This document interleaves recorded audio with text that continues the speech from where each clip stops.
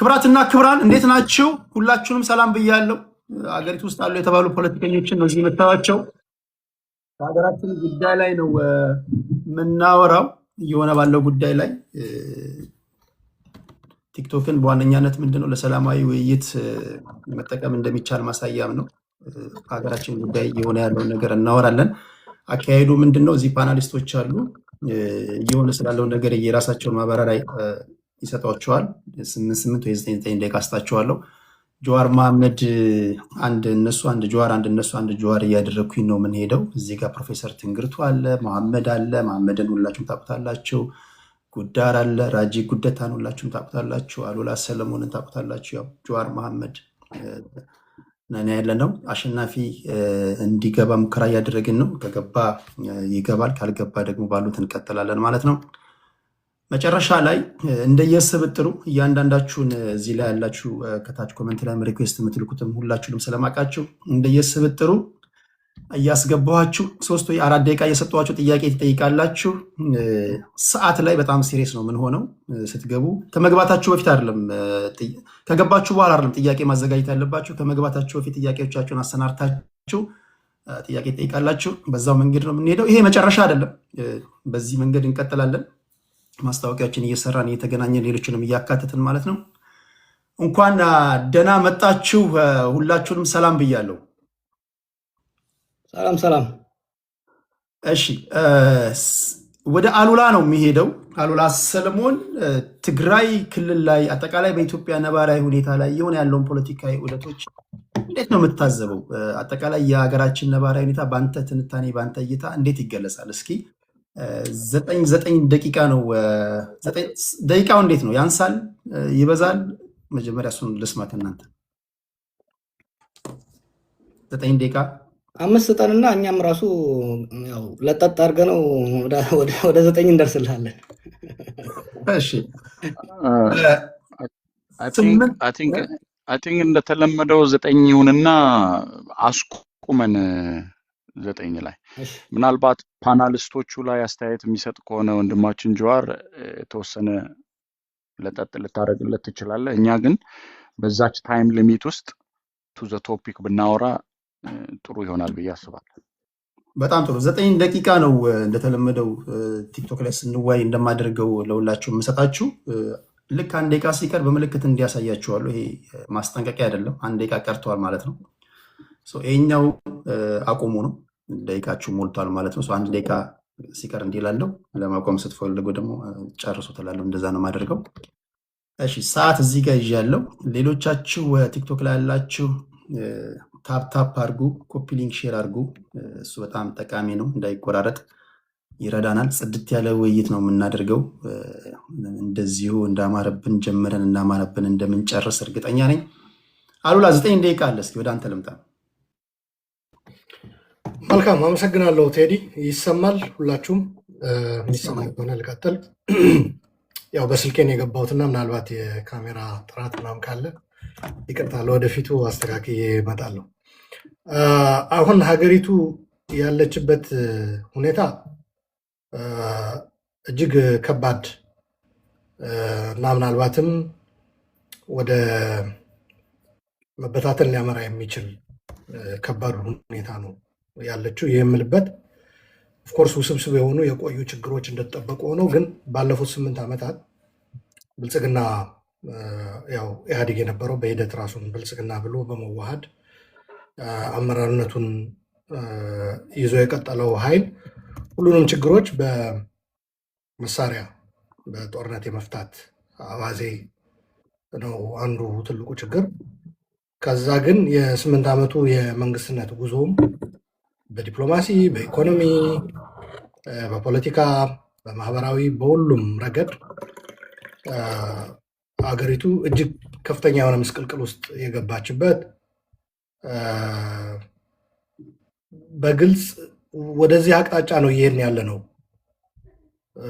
ብሎ በትክክል ሊያስረዳ የሚችል መንግስታዊ አመራር እጦትም ለምሳሌ በኢህአዴግ ጊዜ በግልጽ የነበሩት ጉድለቶችም ይታወቃሉ። ወዴት መሄድ እንደሚፈልግም ስርዓቱ በግልጽ የሚያስቀምጣቸው ነገሮች አሉ። መካከለኛ በኢኮኖሚ ረገድ ወደ መካከለኛ ገቢ ያላቸው ሀገራት፣ በዲፕሎማሲው ረገድ በቀጠናችን ያለው ግንኙነት፣ በአፍሪካ ደረጃ አህጉራዊ ያለው አቋም ይታወቃል።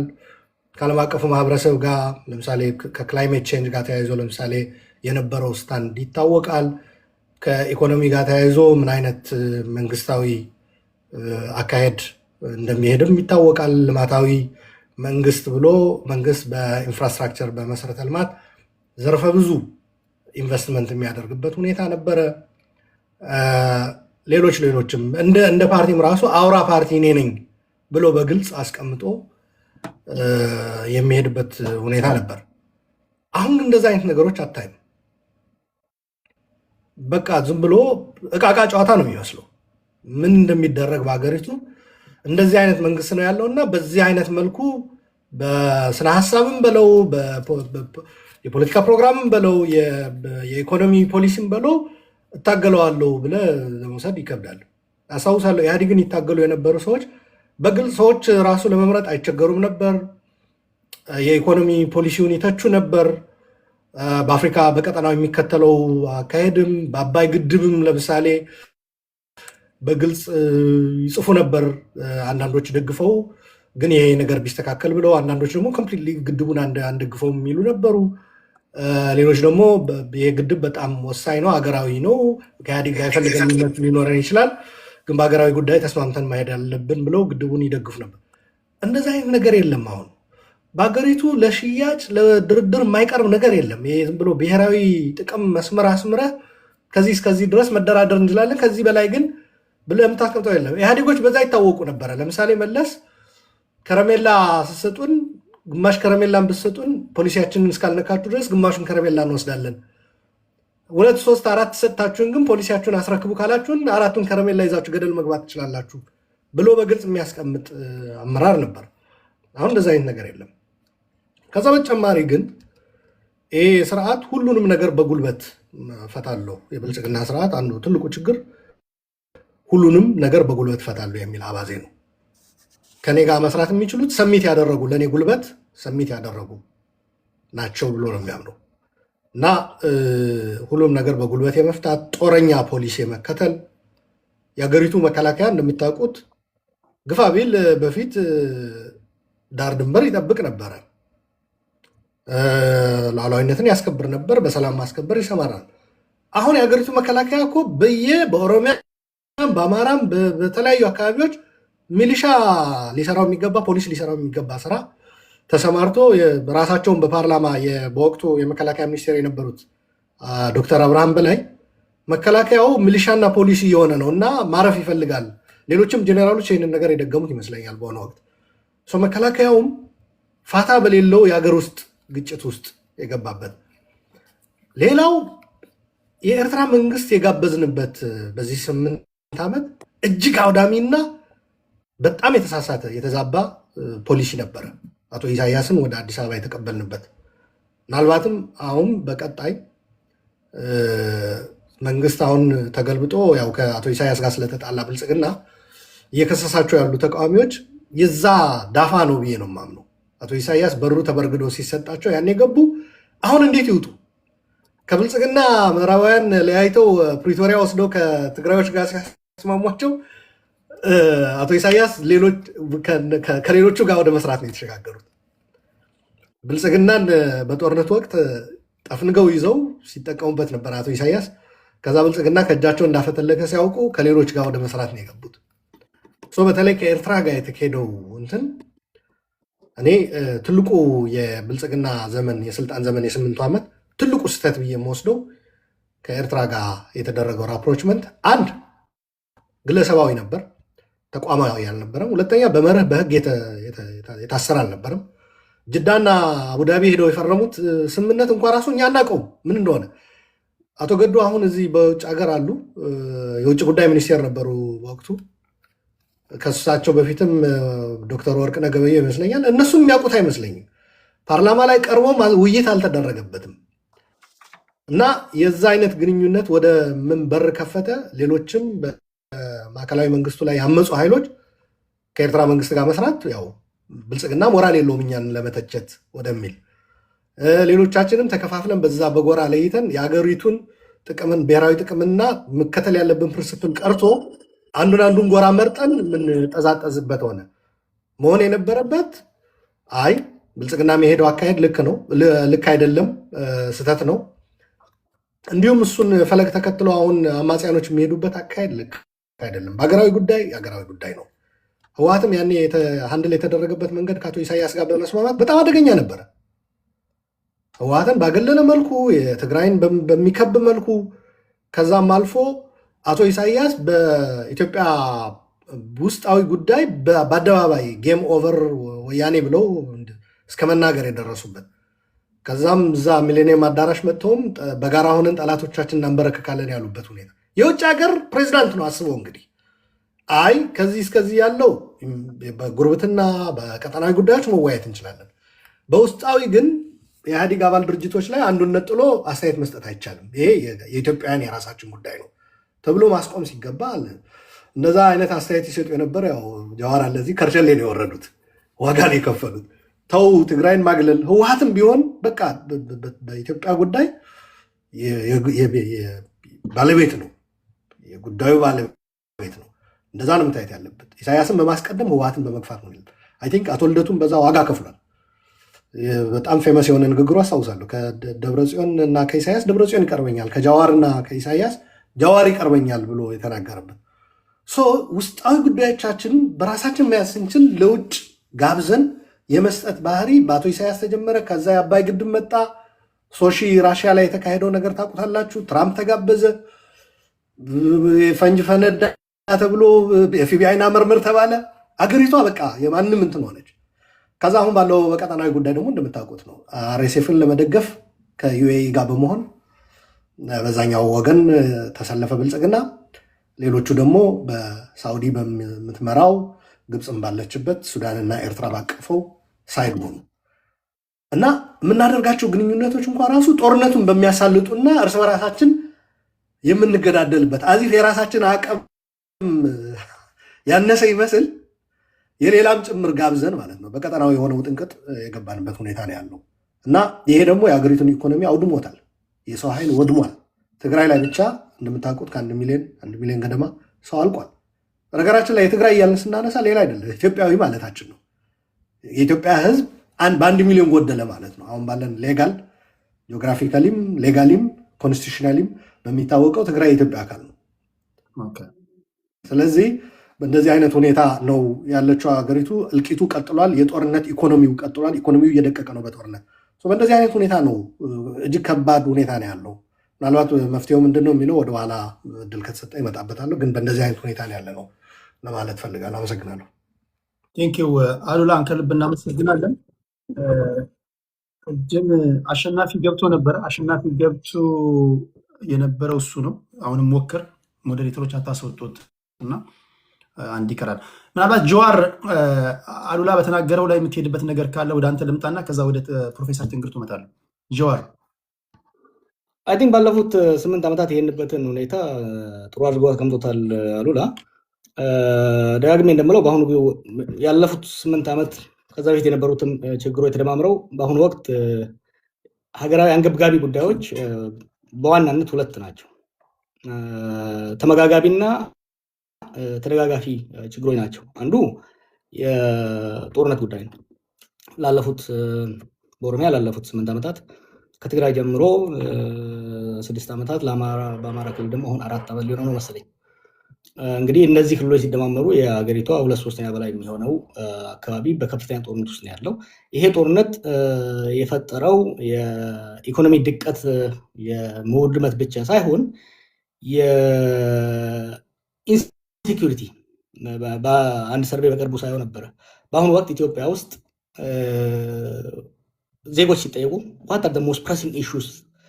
ዋት አር ዘ ሞስት ፕሬሲንግ ኢሹስ ብለህ ከጠየቅ የምታገኘው መልስ ምንድን ነው? አንድ ኢንሴኪሪቲ ነው።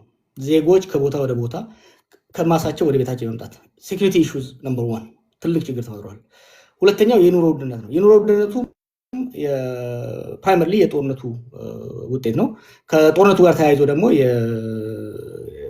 ሰዎች ተንቀሳቅሰው ነግደው አርሰው መኖር አለመቻላቸው ተመጋጋቢ ሆኗል። ጦርነቱ በቀጠለ ቁጥር ኢኮኖሚው እየወደቀ ሄደ። ኢኮኖሚው እየወደቀ በሄደ ቁጥር ስራ አጥነትን እያስፋፋ ስራ ያጡ ወጣቶች፣ ሰላም ያጡ ወጣቶች ወደ ጫካ እየሄዱ ጦርነቱን እንዲያባብዙት የፖለቲካ መድረኩም የባሰ እንዲጣበብ እያደረገ እየሄደ ያለ ነገር በመሆኑ አይ ቲንክ አሉላ ካለው ጋር የምጋራ ይሆናል። በኋላ ላይ ደግሞ ሰብሰብ አድርጌ ኮሜንት አደርግበታለሁ። ወደሚቀጥለው ተናጋሪ መሄድ ይችላል ቴዲ። ኦኬ ቴንክ ዩ ጆዋርን ከልብ አመሰግናለሁ። አሉላ ቴንክ ዩ። ክብራትና ክብራን እነሱ የሚናገሩትን ሀሳባቸውን በደንብ ስሙ። መጨረሻ ላይ እንደየስብጥራችሁ እየገባችሁ ጥያቄ እንድጠይቁ ለሁላችሁም እድል እሰጣችኋለሁ፣ ትገባላችሁ። እስከዚያው ግን በጥሞና አድምጡ፣ እንዳይቆራረጥ ታፕታፕ አድርጉ፣ ኮፒ ሊንክ ሼር አድርጉ። ቲክቶክ እንደዛ ነው የሚፈልገው፣ ያለማቋረጥ ታፕታፕ እያደረጋችሁ ላላችሁ ቴንኪው። ወደ ፕሮፌሰር ትንግርቱ ልምጣ። እስኪ አማራ ክልል ላይ አክቲቭ የሆኑ ጦርነቶች አሉ። አጠቃላይ እሱን ጨምረህ የኢትዮጵያን እስኪ ነባራዊ ሁኔታ አንተ እንዴት ነው የምትታዘበው? እሱን ንገረን።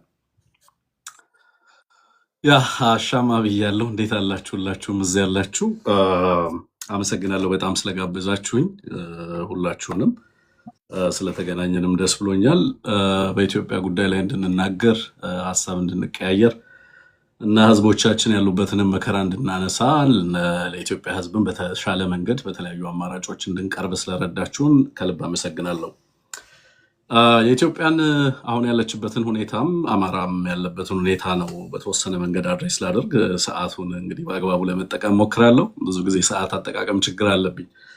የኢትዮጵያ አሁን ያለችበት ሁኔታ ጦርነት ብቻ አይደለም፣ ፖሊ ክራይሲስ ወይንም ደግሞ እጅግ ውስብስብ ረኮ ጠጠማ ነው የምትሉት የሰነፋ ሮሞት ውስብስብ የሆነ ቀውስ። ካሜራችን ተቋርጦ ነበር፣ ይቅርታ። እንደዛ አይነቱ ውስብስብ ቀውስ ውስጥ ነው ኢትዮጵያ ያለችው። በየዘርፉ ብናየው ጥሩ ነው ብዬ ነው የማስበው። አሁን ብዙ ጊዜ ሻዶው የሚያደርግብን ጦርነቱን ብቻ ካየነው ነው። ከዛ ውጭ ከጦርነቱ ባሻገር በርካታ ጉዳዮች ስላሉ ቢያንስ በተወሰነ መንገድ ለምሳሌ ፖለቲካውን ብናየው፣ ማህበራዊ ሁኔታውን፣ ኢኮኖሚውን፣ ዲፕሎማሲውን፣ ፎሬን ሪሌሽኑ፣ ሀገሪቱ ያለችበትን ሁኔታ፣ አጠቃላይ ሁኔታዎችን ለማየት አይ ቲንክ ፐርስፔክቲቭ ይሰጠናል ብዬ አስባለሁ። ኮምፕሊት አብሰንስ ኦፍ ፖለቲክስ ሀገሪቱ ውስጥ ይታያል። ሙሉ ፖለቲካ የለም። አጠቃላይ ሀገሪቱ ያለችበት ሁኔታ የጦርነት ሁኔታ ነው። በስቴት እና ሶሳይቲ መካከል፣ በመንግስትና በህዝባችን መካከል ያለው ግንኙነት የጦርነት አይነት ግንኙነት ነው። አብይ አህመድ ባለፉት 8 ዓመታት ወደ ስልጣን ከመጣ በኋላ ኢትዮጵያ ውስጥ ገቨርነንስ የለም። ያለው አጠቃላይ እያንዳንዱን ማህበራዊ፣ ፖለቲካዊና ኢኮኖሚያዊ ችግሮች ለመፍታት የሚካሄድበት መንገድ አጠቃላይ ጦርነት ነው። ጦርነት አዘን ኢንስትሩመንት ኦፍ ገቨርነንስ መንግስትን ተክቶ አስተዳደርን ተክቶ ሀገሪቱ የምትተዳደርበት ስርዓት ሆኖ የየዕለት የኢትዮጵያ ህዝቦች ግንኙነት በጦርነት ዲፋይንድ የሆነበት ወይንም በጦርነት ሁኔታ ሊገለጥ የሚችልበት ሁኔታ እንዳለ እንረዳለን። የጦርነት ሁኔታው አጠቃላይ የፖለቲካል ፓራሊሲስ ወይንም ደግሞ ሲያሳ ልምሻ የፖለቲካ ድቀት ሀገሪቷ እንዲያጋጥማት ያደረገ መሆኑን ትመለከታላችሁ። ፖለቲካው ኢንስቲትዩሽናሊ ብትመለከቱት፣ አጠቃላይ ፖለቲካ ምህዳሩን ስትመለከቱት ምንም አይነት ፖለቲካ አለ ሀገሪቱ ውስጥ ሊባል ለምሳሌ ፖለቲካን ዲፋይን ልናደርግ የምንችልባቸውን ሁኔታዎች ብንመለከታቸው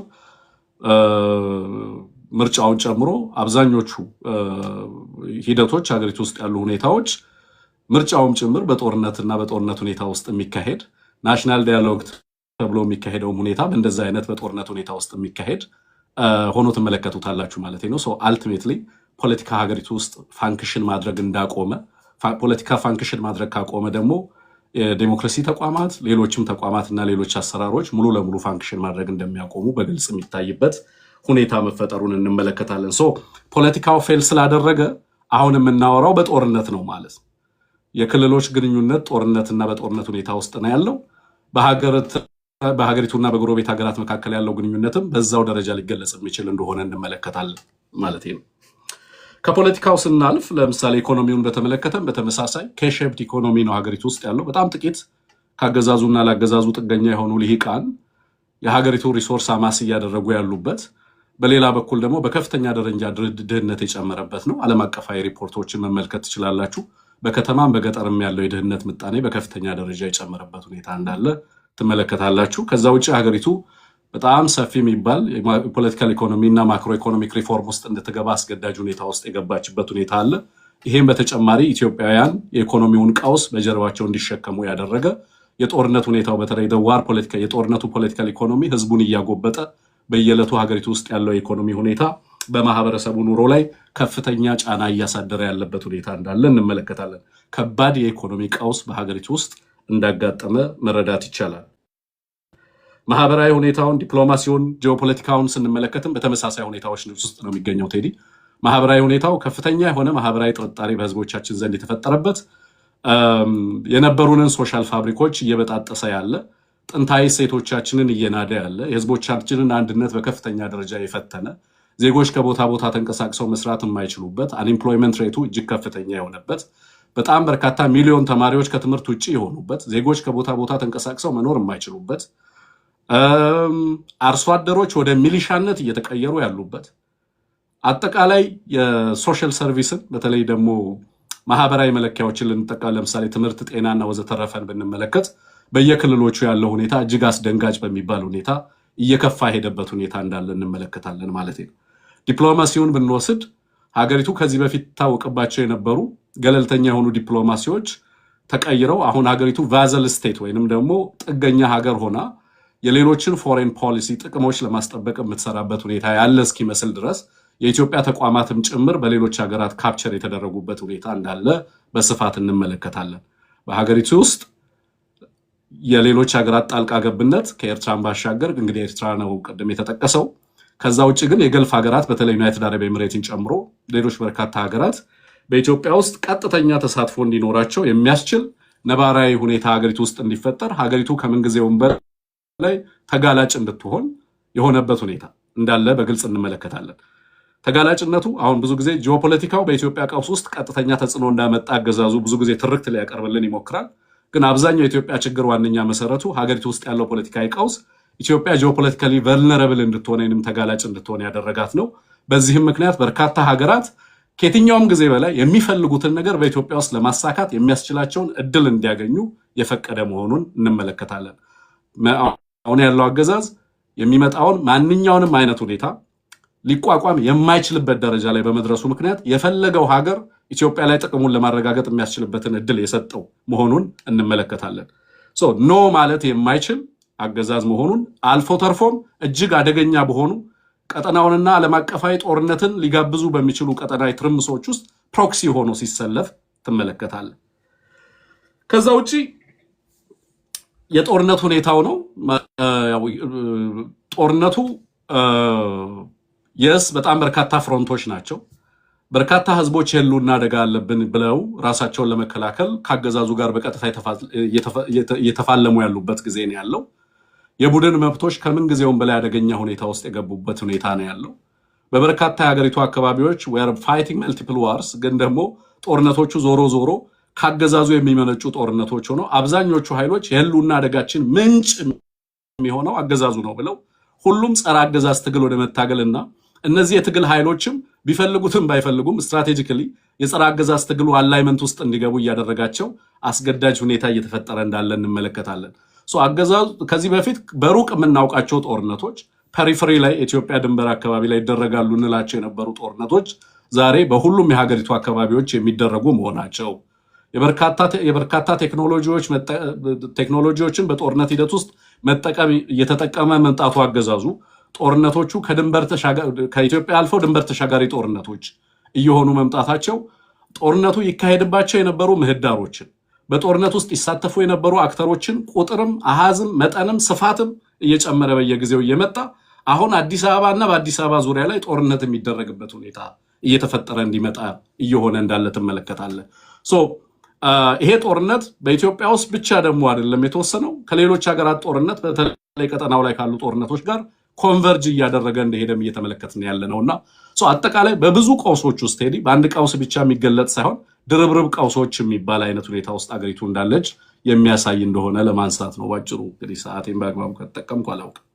በአግባቡ ነው የተጠቀምከው ጀዋር እዚህ ላይ የምትለው ካለ ወደ አንተ ልምጣ። አማራ ክልል ላይ እንደምታውቁት 4ኛ ዓመቱን የያዘ ጦርነት አለ። እንደው በአንተ ትንታኔ ምንድነው ምክንያቱ? አጠቃላይ ነባራዊ ሁኔታውን አንተ እንዴት ነው የምትገመግመው? ከዛ ወደ ራጅ ይመጣሉ። እስቲ አክቹዋሊ የኔን እድል ትንግርቱን ውስጠው ትንግርቱ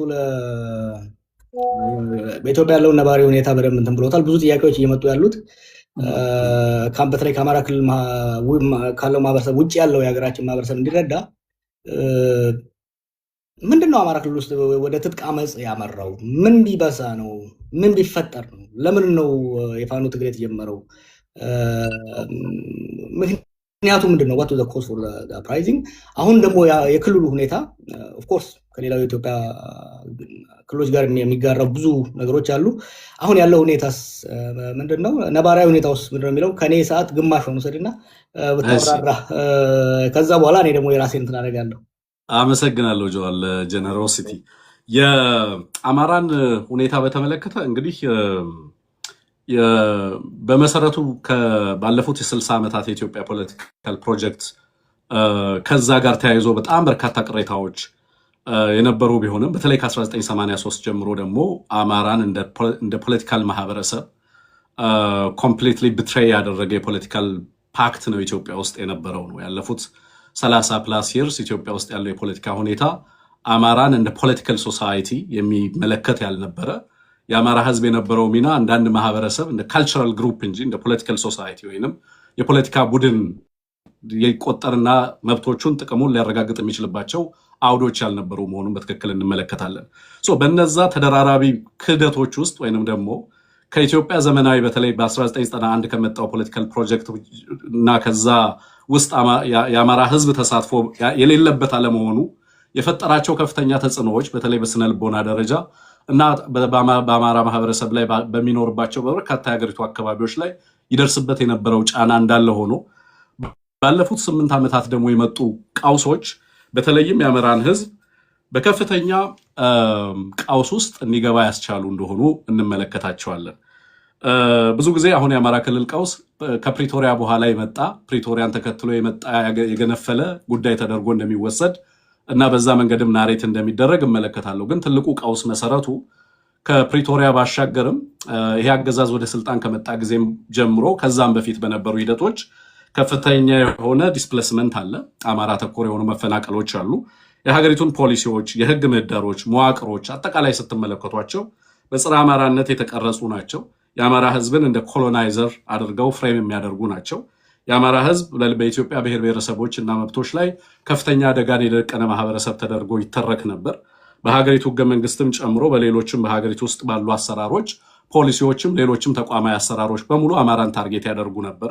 እነዛ ሂደቶች በጊዜ ሂደት ለውጥ ያመጣሉ ተብሎ በተለይ ደግሞ ወደ ሪፎርም ወይም ለውጥ መጣ ከተባለበት ጊዜ ጀምሮ የአማራ ህዝብ በጥያቄዎቹ በአንድም በሌላ መንገድ አድሬስ የሚደረጉበት እነዚህ ግሪቨንሶች፣ እነዚህ መፈናቀሎች፣ እነዚህ ዲስፖሴሽንስ እነዚህ ሁሉ ምላሽ ያገኛሉ የሚል ተስፋ ነበረው። በሂደት ግን የሆነው ነገር ምንድነው? ጦርነት ነው የመጣው። ከፍተኛ መፈናቀል ብቻ አይደለም፣ ከፍተኛ ማህበራዊና ፖለቲካዊ ጫናዎች ይደርሱ ነበር በማህበረሰቡ ላይ። ከዛ በቀጥታ የጦርነት ቪክቲም ሆነ። ቪክቲም ሲሆን እንደምታውቁት ራሱን ማህበረሰቡ እንዲከላከል አስገዳጅ የሆነ ሁኔታ ነበር የመጣበት። ሀገረ መንግስቱ ጭምር ራስን እንድትከላከል እያለ ማህበረሰቡን ለመቀስቀስ የተገደደበት ሁኔታ ነበር የነበረው። በዛ ሂደት ውስጥ የጦርነት ቪክቲም ሆኖ ነው ፕሪቶሪያ የመጣው። በጦርነት ቪክቲም ሁድ ውስጥ የነበረ ማህበረሰብ፣ ከፍተኛ የሆነ ትሮማ ውስጥ ያለ ማህበረሰብ፣ ኢኮኖሚካሊ ፖለቲካሊ እና በጦርነቱ የደረሰበት ሰፊ ጉዳት ባለበት ሂደት ውስጥ እንደገና ባገዛዙ ኢሚዲየትሊ ትርክቱ ተገልብጦ የሰላም ስፖይለር ወይንም ፒስ ስፖይለር እየተባለ ይከሰስ የነበረ ማህበረሰብ ነው። በትግራይና በፌደራል መንግስቱ መካከል በነበረው ስምምነት አማራ ኮረፈ እያለ ነበር ናሬት ሊያደርግ የሚሞክር የነበረው አገዛዙ። አክቹሊ የአማራ ህዝብ ግን ቪክቲም ነበር በሰዓቱ። ከፍተኛ የሀብት ንብረት፣ የሰው ንብረት፣ ሰብአዊ ጉዳት ያስተናገደ ማህበረሰብ ነበር የነበረው። ማህበራዊ ሂሊንግ የሚያስፈልገው ማህበረሰብ፣ ሳይኮሎጂካል ሂሊንግ የሚያስፈልገው ማህበረሰብ፣ ኮምፐንሴሽን የሚያስፈልገው ማህበረሰብ እና የፖለቲካ ሂደቱ አካል መሆን የሚገባው ማህበረሰብ እንደገና ዲሚሊታራይዝ መደረግ አለበት የሚል አቋም በፌደራል መንግስቱ ተያዘና አማራ ምንም አይነት ትሬት በፌደራል መንግስቱ ላይ ፖዝ ባላደረገበት ሁኔታ፣ ካፓቢሊቲውም ባልነበረው ሁኔታ ውስጥ አገዛዙ አማራ ላይ ሌላ ጦርነት ኢምፖዝ አደረገ። በአማራ ክልል አማራ እየተዋጋ ያለው ጦርነት በአገዛዙ አማራ ላይ ኢምፖዝ የተደረገ እንጂ የአማራ ህዝብ አገዛዙን ለመውጋት ራሱን ኢንቴንት ኖሮት ካፓቢሊቲ ዴቨሎፕ አድርጎ በአገዛዙ ላይ ያወጀው ጦርነት አይደለም። So this is a war imposed by the state. So የአማራ ህዝብ በዚህ ሂደት ውስጥ ፐርሲቭድ የነበረውን በተደጋጋሚ ፐርሲቭድ የነበረውን ከኢትዮጵያ ፖለቲካና በኢትዮጵያ ፖለቲካ ማህደር ይደርስብኛል ሊል የነበረውን ጉዳት በቀጥታ በተጨባጭ ስጋቱን አገዛዙ በክልል ውስጥ ይዞ ገብቶ በየአካባቢው አሁን በአማራ ክልል ኦልሞስት በሁሉም ቀጠናዎችና ቀበሌዎች ጦርነት እንዲደረግ አስገዳጅ ሁኔታ እንዲፈጠር ሆነ ማለት ነው። በዚህ ጦርነት ውስጥ ያለፉት 3 ዓመታት ጦርነቱ እንዴት የሀገሪቱን ፖለቲካ ሼፕ እንዳደረገው፣ ኢኮኖሚውን ሼፕ እንዳደረገው፣ ጂኦፖለቲካውን ሼፕ እንዳደረገው የምትመለከቱት ነው። ከዛ አልፎ አሁን ኢትዮጵያን እና ኢትዮጵያ ውስጥ የነበሩትን ሎካል ኮንፍሊክትስ ወደ ሪጂናል ኮንፍሊክትስ እየቀየረው እንዳለ ትመለከታላችሁ ማለት ነው። በዚህ ሂደት ውስጥ በአማራ ህዝብ ላይ ምንድነው ያለው? አሁን አማራ ህዝብ ምን ውስጥ ይገኛል የሚለውን መቼም ከናንተም በላይ የሚያውቀው አለ ብዬ አላስብም። ከ10+ ሚሊዮን በላይ ተማሪዎች ከትምህርት ገበታ ውጪ ናቸው። ትምህርት ቤቶች ፋንክሽን አያደርጉም። ፖለቲካ ፋንክሽን አያደርግም። ክልሉ የሚተዳደረው በዋርሎርዶች ነው፣ በጦርነት በወታደሮች ነው ክልሉ የሚመራው። በሁሉም አካባቢ ላይ ፖፑላር ሬዚስታንሱ በሁሉም አካባቢ ላይ ተቀጣጥሎ የቀጠለበት ሁኔታ ነው ያለው። በዚህም ምክንያት ኢኮኖሚካሊ፣ ፖለቲካሊ፣ ሶሻሊ ማህበራዊ ቀውሱ፣ ስነልቦናዊ ቀውሱ በማህበረሰቡ ላይ ከፍተኛና እጅግ አደገኛ ደረጃ ላይ እንደደረሰ መቼም የምትገምቱት ነው። በዚህ ሂደት ውስጥ ግን አማራ የፈጠራቸው 2 አቅሞች አሉ። አንደኛው ፖለቲካል ኬፓቢሊቲ ነው፣ ሁለተኛው ወታደራዊ ኬፓቢሊቲ ነው። ያልነበረን ወታደራዊ አቅም አገዛዙ በአማራ ላይ በማወጁ ጦርነት ምክንያት አማራ ወታደራዊ አቅም እንዲፈጥር አድርጎታል። ይሄም በቀጠናው ላይ ተዋናይ እንዲሆን አደረገው። ሁለተኛ ደግሞ ያንን ጦርነት ለመምራት የተደራጀው ድርጅት ሙሉ ለሙሉ ፖለቲካዊ አቋም እንዲይዝ ወይንም ፖለቲካዊ ድርጅት እንዲፈጥር አስችሎት 2 አቅሞችን እንዲፈጥር ዴቨሎፕ እንዲያደርግ በሂደት ያስቻለው መሆኑን ትመለከታላችሁ ማለት ነው። ሀገሪቱ ውስጥ ያለውን ቀውስ በስፋት የአማራ ህዝብ ይጋራዋል። ፔኪውላር የሆነ ቀውስም ደግሞ በአማራ ክልል እንዳለ ትመለከታላችሁ ማለት ነው። በክልሉም ከክልሉ ውጭ ያለውን ማህበረሰብ ግን በልክ የኢትዮጵያ ህዝብ በሁሉም ቦታ ላይ ያለው የሀገራችን ህዝብ ፌስ እያደረገ ያለውን አይነት ተጽዕኖ ሌላም ቦታ ላይ ያለው ማህበረሰባችን በዛው ልክ ያንን ተጽዕኖ እየተጋፈጠ ያለበት ሁኔታ እንዳለ እንመለከታለን። ምናልባት ስፔሲፊክ የሆኑ ጥያቄዎች ካሉ በኋላ ላይ አድሬስ አደርጋቸዋለሁ። ግን አሁን ያለው ሁኔታ በዚህ ደረጃ ሊገለጥ የሚችል ነው። በኋላ ላይ ያሉ አንዳንድ ቀለል ያሉ ጥያቄዎችን እናንተ እንድትሄዱባቸው እኔም ማነሳላችሁ ይሆናል። ኦዲየንሶችም እየገባችሁ በትዕግስት ጠብቁ። ከገዢው ፓርቲ ትገባላችሁ፣ ከፋኖ ትገባላችሁ፣ ከኦነግ ትገባላችሁ፣ ከቲፒኤልኤፍ በተቻለ መጠን ምክንያት እንዳትመቹ አድርገን ነው ምንተው። እኔ አልገባውም ድምፅ እድል አላገኘውም እንዳትሉ ነው የምናደርጋችሁ። በእኔ ተማመኑ፣ ችግር የለውም። በዛ ጀዋር ቀሪውን ደቂቃ ትሄድበታለህ። እስኪ ምን ትላለህ በትምህርቱ ጉዳይ ላይ? ይሄን ኤክስፕሌን እንዲያደርግ የፈለግኩት ያለውን ነባራዊ ሁኔታ የአማራ ክልሉ ሁኔታ የትራንዚሽኑ ሚስማኔጅ የተደረገበት ሽግግሩ የአማራ ፖለቲካል ክላስ የአማራ ኮሚኒቲ በኢህአዴግ ጊዜም ጥያቄ ነበረው። ያ ጥያቄ እያደገ እያየነው ነው የመጣው። በኢህአዴግ ላይ በሚደረገው ትግል ውስጥ አክቲቭሊ ሲሳተፍ የነበረ ክልልና ማህበረሰብ ነው። ዛሬም ፋኖ የሚባለው ኃይል እኛ ቄሮ በነበርንበት ወቅት ፋኖ በሚል ሰላማዊ ትግል ሲያካሄድ የነበረ ነው። ጎልተው የወጡ ጥያቄዎች ነበሩ። ከትግራይ የሚነሱ፣ ከኦሮሚያ የሚነሱ፣ ከደቡብ ከሶማሌ የሚነሱ ጎልተው የመጡ ማህበራዊና ፖለቲካዊ ጥያቄዎች ነበሩ። እነዛ ጥያቄዎች በመድረክ ሊፈቱ ይችሉ ነበረ። የእነሱ አለመፈታት አሁን ትምህርቱ እንዳስቀመጠው እየተደራረቡ ያመጡት ሁኔታ ነው። የፕሪቶሪያ ሚና ብዙ ጊዜ ሰዎች ማኔጅ የሚያደርጉት ለእኔ 2 ወሳኝ ኢቨንቶች አሉ። አንዱ ሽግግሩ እንደመጣ የአማራ ማህበረሰብ በህገ መንግስት ጉዳይ ላይ ይሁን በሌሎች ጉዳይ ላይ በትርክት ላይ የሚያነሳቸው ጉዳዮች በመድረክ ለመፍታት የነበረውን እድል አለመጠቀማችን ነገሮች እየተካረሩ እንዲሄዱ አደረገ። ሁለተኛ በትግራይ ጦርነት ወቅት የነበረው አንደኛ ወደ ጦርነት የተገባበት ሂደት ነገሮች እየተካረሩ የባሰ እየተካረሩ እንዲሄዱ ሄደ። በሶስተኛ ደረጃ ደግሞ የፕሪቶሪያው ሰዎች ብዙ ጊዜ የሚያነሱት ለምንድን ነው 4 ሆነ ተዋግተህ 2 ሆነ ሰላም መፍጠር አትችልም። ጀስት ዳዝንት ወርክ። አሁን እዚህ መድረክ ላይ ያለን ሰዎች ከተፈታፈተም በኋላ እኔና ቴዲ ብቻ ሰላም ብናመጣ የተቀረው ምን ሊሆን ነው? እኔና ቴዲ ሌላውን ለመውጋት ፓክት ፈጠርን ማለት ነው። ከዚህ ጋር ነው ተያይዘው እየመጡ ያሉትና አፕሪሼትድ አልተደረገም። ጊዜን ለምንድን ነው የሰጠሁት ለትምህርቱ? አማራ ክልል ላይ ይሄ ጦርነት ያመጣው ዲቫስቴሽን ባለፉት ዓመታት በወለጋ በሸዋ በጉጂ በኦሮሚያ ክልል ውስጥ የነበረውን በደንብ አፕሪሼት እንዳልተደረገ እዚህ ክልል አፕሪሼት አልተደረገም። 10 ሚሊዮን ተማሪ ከስራ ገበታ ወጣ ማለት በእድሜ የደረሰው ወደ ጦርነት የሚገባው በእድሜ የደረሰው ከ15 ዓመት በላይ ከሆነ ወደ ጦርነት የሚገባው የተቀረው ደግሞ ወደ ፕሮዳክቲቭ የማይሆን ዜጋ ነው እየተቀየረ የሚሄደው ማለት ነው። ይሄ የአማራ ክልል ወይም የአማራ ብሔር ችግር ብቻ አይደለም፣ ሀገራዊ ቀውሱን አሁን ካለው የበለጠ እየጨመረ የሚሄድ ጉዳይ እና ከብዙ ነገሮች ሞክረናል። አይ ቲንክ ትምህርቱን ስትሳተፍ ነበር መሰለኝ። ለውጡ እንደመጣ አካባቢ የኦሮሞና አማራ ምሁራን ውይይቶች በሀገራዊ ደረጃ ብዙ ነገሮች ጀርመኖችም እየደገፉን ስንሞክር ነበር። ከእስር ቤት እንደወጣሁም አሁን ዲሲ አምባሳደር ያለው ሰው የሰላም ሚኒስትር በነበረበት ብዙ ነገሮች ስንሞክር ነበር። ለእኔ አማራ ክልል የነበረው ግጭት ፕሪዲክትብል የሆነ ሊገመት የሚችል ሊወገድም ወይም ደግሞ ፕሪቨንት ሊደረግ የሚችል ግጭት ነበር። ፕሪዲክተብል ነው፣ እየመጣ እንደ ጉም እየመጣ የነበረ ነገር ነው። ይከንሲየት ጉም እየመጣ ከሆነ ምንድን ነው የምታደርገው? ያሰጣውን እህል ታወጣዋለህ፣ ወደ ቤት ታስገባዋለህ። እየመጣ ያለ ጉዳይ ነበረ፣ መፍታት ይቻል ነበረ። ችግሮች ሳይባባሱ መፍታት ይቻል ነበረ። ግን መንግስት የወሰዳቸው እርምጃዎች ነገሮችን እያባባሱ የሄዱ ጉዳዮች ናቸው። በኋላ ላይ እንግዲህ በስፋት እንወያይበታለን። ጊዜያችንን እየተጠቀምን እንድንሄድ ነካነካ እያደረግን ብቻ ከሄድን በኋላ ላይ በስፋት እነዚህን ጉዳዮች እኔም ትንግርቱም ሌሎችም እንመለስበታለን። ቴንኪው። የምክክር ኮሚሽን እያካሄድ ያለው ምክክር አለ። በዚህ መንገድስ እንዴት ነው ትዝብታቸው የእናንተ? እሱንም ወደ በኋላ የምናነሳቸው ጉዳዮች ናቸው።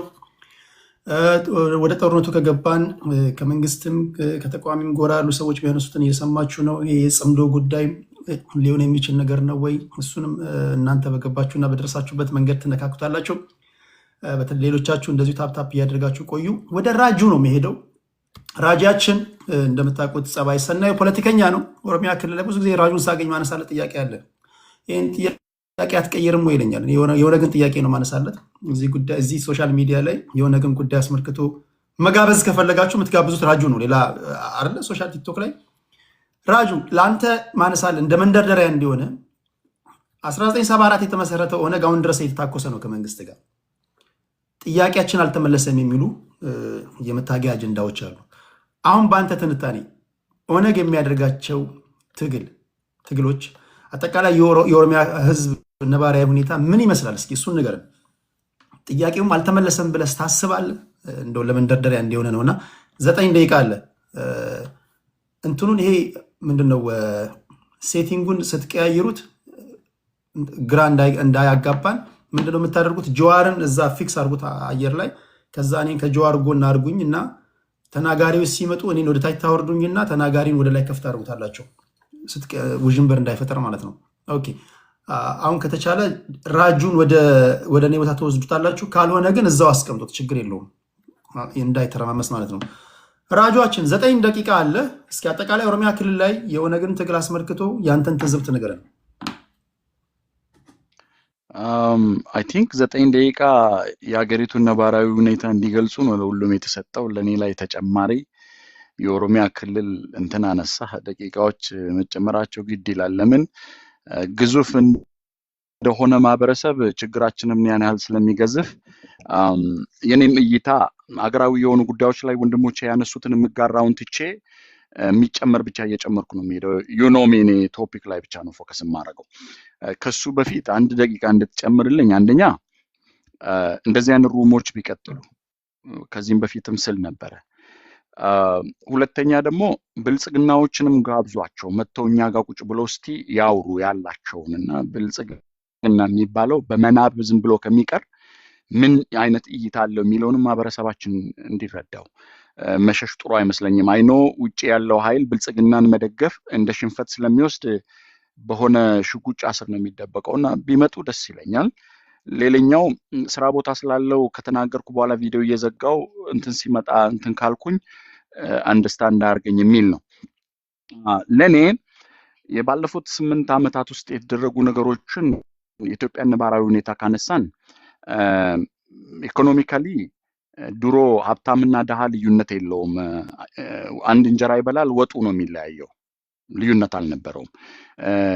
ሀፐር ክላስ አለ፣ ሎወር ክላስ አለ። ሚድል ክላሱ ደሞዝተኛ ነው። ደሞዝ ሲመጣ ወደ ሀብታም ይጠጋል፣ ደሞዝ ሲያጣ ሞዴል 66 ይፈርማል፣ ታች ወርዶ እንደ ድሃ ይሆንና አሁን ያለው የኢትዮጵያ ኢኮኖሚ ሁኔታ በጣም የላጠጠ ሀብታም የደሴቷ ሰዎች ጀዋር የሚላቸው ከመንግስት ጋር ተያያዥነት ያላቸው ሳቦቴጅ የሚሰሩ ምንም መኖር የማይችል ለዳቦ የሚኖር ታችኛው ክላስ ነው ያለው ማለት ነው። ሚድል ክላሱ ጠፍቷል። ኢኮኖሚያችን ያንን ነው የሚመስለው። በአገር ደረጃ ብድር ላለመክፈል አይታችኋል የተለያዩ ሪፖርቶችን። በኢኮኖሚ ከሄድክ የሚያመርት ገበሬ የለም። ኢኮኖሚን በኢኮኖሚ ማደቀቅና አንኤምፕሎይመንት ሬትን ሃይ ማድረግ መንግስት ለወታደር ግብአት እየተጠቀመው ነው። ወጣቶች ስራ ሲያጡ ፑል ቤት ይሄዳሉ። ከፑል ቤት ያፍሳቸውና ሄዶ ለማገዶ ይጠቀምባቸዋል አሁን ባሉበት ጦርነት ውስጥ።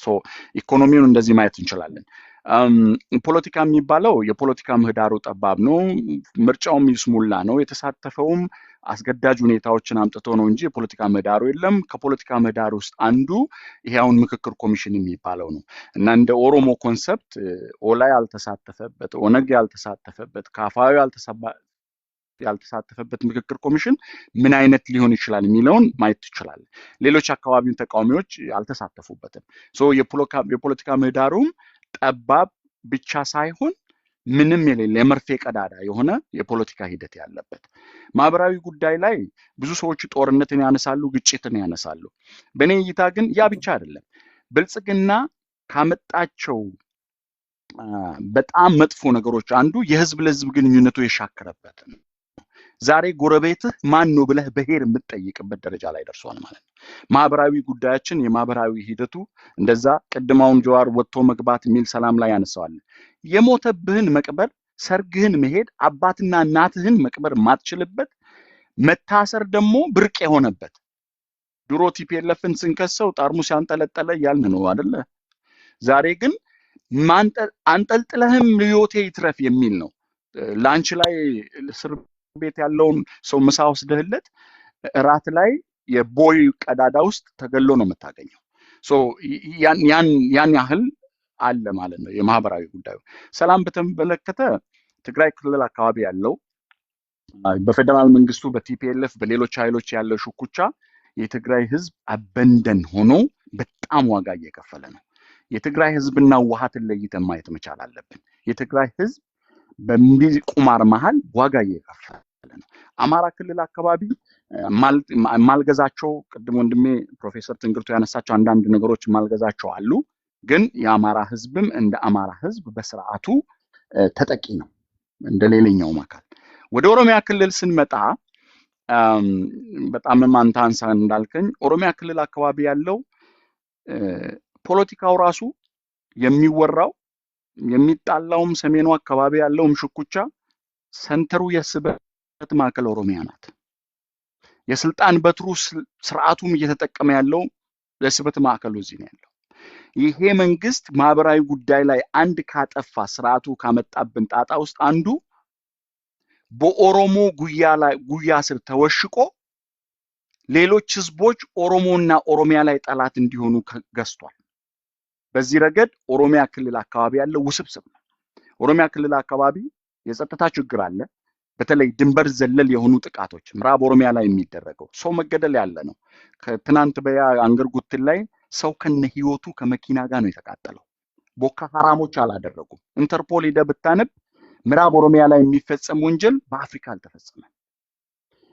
ተነጻጻሪ ሰላም አላቸው የሚባሉ ቦታዎች ባሌ ብትሄድ መደወላቡ ላይ የድንበር ግጭት፣ ቦረና ላይ ብትሄድ ከሶማሌ ክልል እያጋጨ፣ ምስራቅ ኦሮሚያ ብትወስድ፣ ሰሜን ኦሮሚያ ወሎ ላይ ብትወስድ፣ አፋርና አማራ ክልል አካባቢ፣ ሰሜን ሸዋ ጋር ብትወስድ the same thing ኦሮሚያ ክልል አካባቢ እንዳለ ሰላም የሚባል ነገር በጽሁፍ ሁሉ ማያየው ሆኗል ህዝቡ።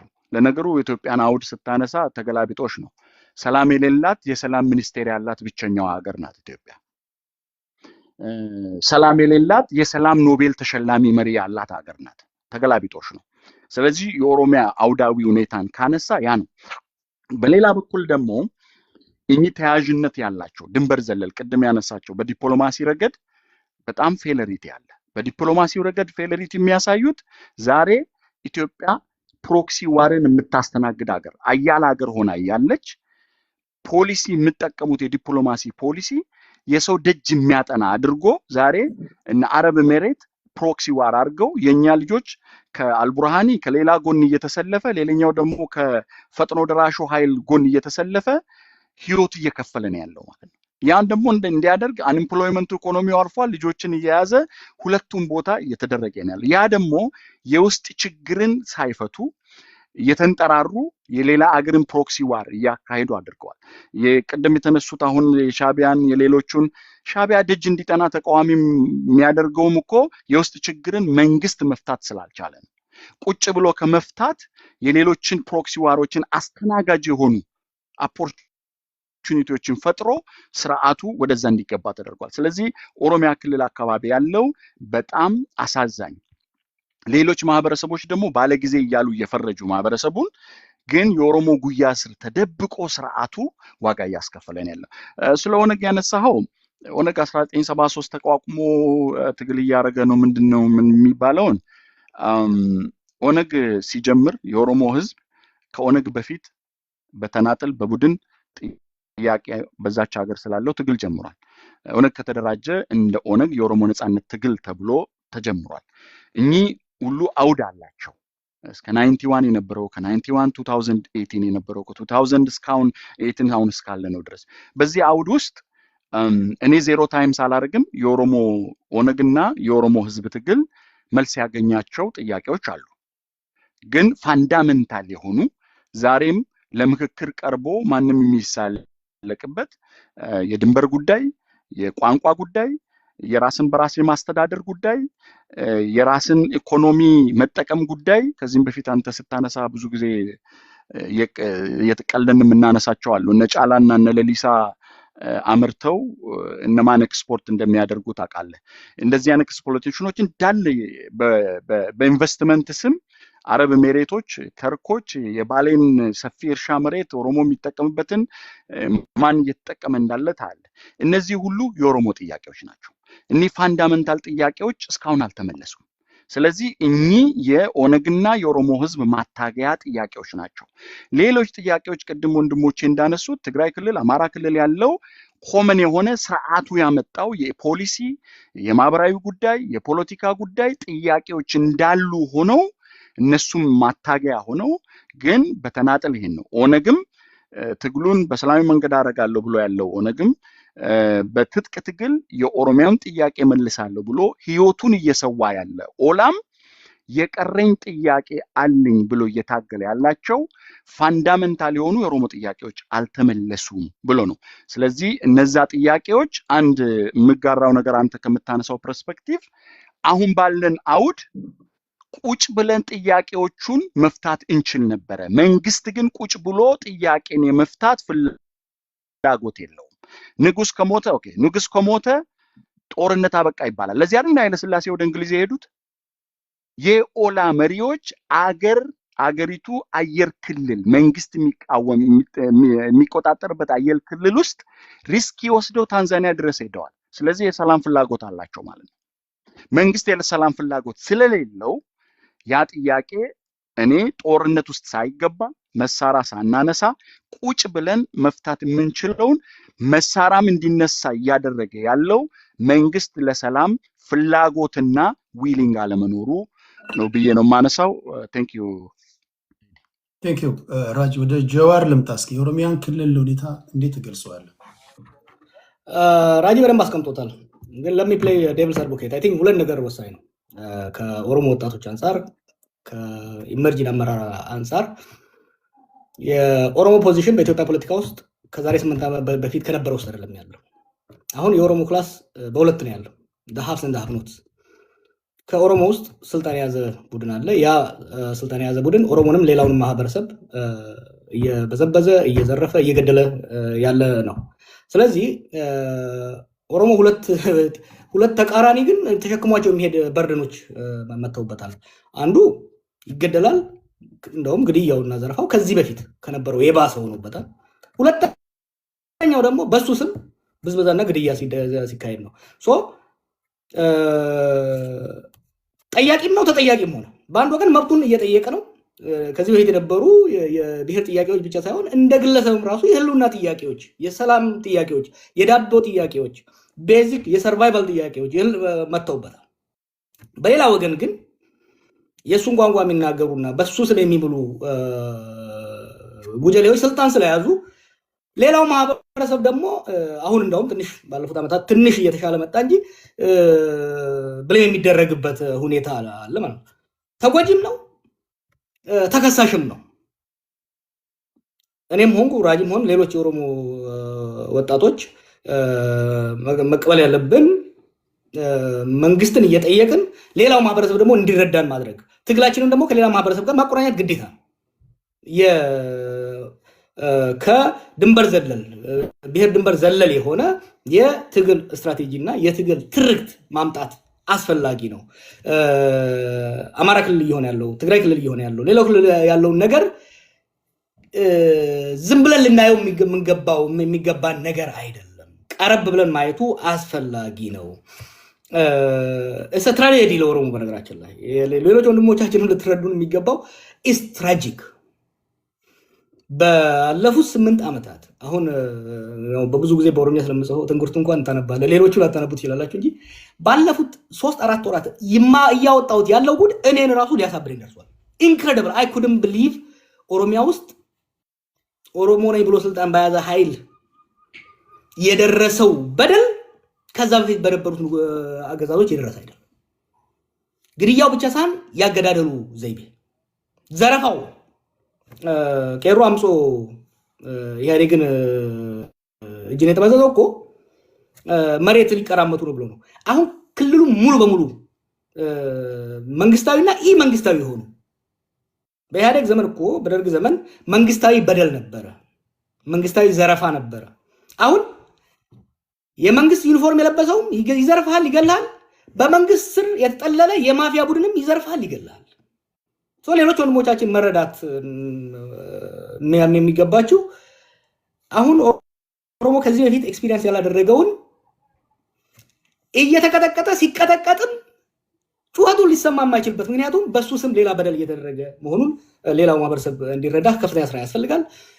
የኦሮሞ ወጣትም የኦሮሞ ምሁርም የኦሮሞ አመራርም ከኦሮሚያ የዘለለ በሌሎች የሀገሪቷ ክፍሎች እየተደረጉ ያሉትን በደሎችና ችግሮች የመረዳት ኤክስትራ መሄድ መቻል አለበት። እንደዚህ አይነት ፎረሞችም ሊዘጋጁና ወደፊቱም የዛሬ ቅድም ከቴዲ ጋር ስናወራ ነበር የዛሬው አፕታይዘር እንዲሆን ነው፣ ቤዚካሊ ለአፕታይዘር እንዲሆን ነው እንጂ ወደፊት ከዚህ የተሻለ ሰፋ ያለ ውይይቶች እናዘጋጃለን።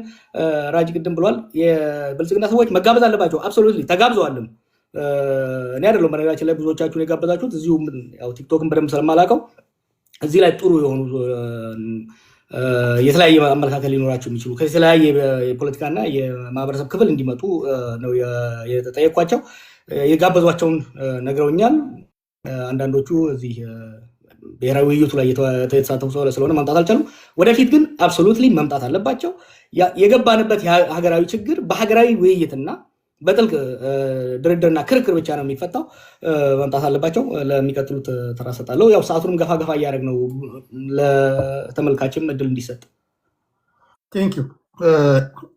ያልገባችሁ ሰዎች ያው ትገባላችሁ፣ ምንም ጥያቄ የለውም። አሁን በጥያቄ መልስ ትገባላችሁ። ውይይቱ የሰለጠነና ሰላማዊ እንደመሆኑ መጠን ኢትዮጵያ ምድር ላይ ኢትዮጵያ እስከሆናችሁ ድረስ ኢትዮጵያን የሚመለከት ጉዳይ ላይ እንደምትደግፉት የትኛውም ሀሳብ ያራምዱ የትኛውም ጎራ ውስጥ ነው ገብታችሁ ሀሳባችሁን የምትሰጡበትና በሀሳብ በሰላማዊ መንገድ የምንፋጭበት ነው የሚሆነው። አት ኤንድ ኦፍ ዘ ዴይ የአንድ ሀገር ዜጎች ነን። ስንገናኝ ሰላም እንባባላለን። በሀሳብ እንለያያለን፣ በፖለቲካ ብንለያለን፣ በሃይማኖት ገብቶ ነበር። አስወጣችሁት? አላስወጣንም። የለውም ኮድ ሰጥቼው ነበረ። ችግር የለውም። እስከመጣ ስብሰባም ስላለው ምናልባት ሄዶ ሊሆን ይችላል። እሺ ምናልባት በሀገራዊ ጉዳይ ብቻ ነው ያቀረብኩትና ሌሎቹ በክልላቸው ያለው ሁኔታ አቅርበዋል እና ምናልባት እድል ከሰጠኝ በኋላ ላይ ወይም አሁን አይደለም ትግራይ ላይ ያለው ሁኔታ ለመግለጽ እድሉን ስላገኙ ሌሎቹ ትግራይ ክልል ውስጥ ያለውን ነገር መናገር ግድ ነው። ትናገራለህ፣ ችግር የለውም። ከዛ እንደ መንደርደሪያም እንዲሆንላቸው በተቻለ መጠን ለመንግስት ፌርነስ ብዬ ማነሳቸው ጥያቄዎች ይኖራሉ። እነሱን ትሄዱበታላቸው። ያን አድርጋለሁ። መጨረሻ ላይ የብሔራዊ ምክክር ኮሚሽን እያዘጋጀ ያለውን ውይይት አሸናፊ ገብታል። እሱን የእናንተን ትዝብት ታስቀምጡና እንዳልኳችሁ አንድ ከቲፒኤልኤፍ፣ አንድ ከኦሮሞ ነፃነት ግንባር፣ አንድ ከብልጽግና፣ አንድ ከፋኖ እኔ የማውቃችሁን እዚህ ውስጥ እንግዲህ ቲክቶክ ላይ የማላውቃቸው ፖለቲከኞች የላችሁ። የእጄን መዳፊያን ነው የማውቃችሁ። አንድ አስገባችኋለሁ። ስለምትናገሩት ንግግር በቂ ግንዛቤ፣ ጨዋነት፣ ስነምግባር ያላችሁን ጠንቅቄ ስለማቅ ትገባላችሁ፣ ጥያቄ ትጠይቃላችሁ። 3 ወይ 4 ደቂቃ አስጣችኋለሁ። ይሄ የሚቀጥል ነው፣ የመጨረሻ አይደለም። አይንገላጭ የሆነ ውይይት እናደርጋለን። ትገቡና ጥያቄ ትጠይቃላችሁ፣ ከዛ ትወርዳላችሁ፣ እነሱ ይመልሳሉ። ለጀዋር ከሆነ ለጀዋር፣ ላሉላ ከሆነ ላሉላ፣ እዚሁ ስላሉት ማለት ነው። መጀመሪያ መሐመድን እና ያልተናገሩ ሰዎችን ለእነሱ እድል ልስጥና እንደ መንደርደሪያ አሸናፊ ስብሰባ ስላለው ወደ አንተ ከመምጣቴ በፊት ለአሸናፊ ስለሚቸኩል ለሱ እድል ልስጠውና ወደ አንተ እመጣለሁ። አሸናፊ በስንት መከራን ያስገባንህ፣ እንኳን ደህና መጣ። እስኪ የኢትዮጵያን የአሁናዊ ሁኔታ አንተ እንዴት ነው የምትገመገመው? እስኪ 9 ደቂቃ አለ፣ ንገረን የሚሰማ ከሆነ። ሚዩት ነህ፣ አንሚዩት አድርገው።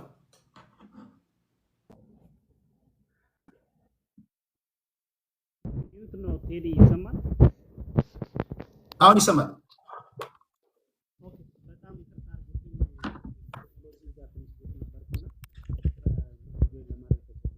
ድምፅ ታፍኗል። አሹ ድምፅ ትንሽ ታፍኗል።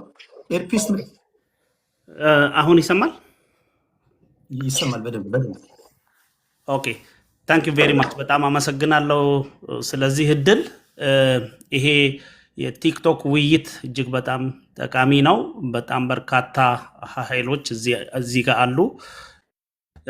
የኛን ከኛ ውይይት ብዙ ትምህርትና ብዙ ለሀገር የሚጠቅም ሀሳብ ሊያገኙ የሚችሉ። ስለዚህ ጀዋርም ቴዲም ይህን መድረክ ስለፈጠራችሁ ከልቤ አመሰግናቸዋለሁ።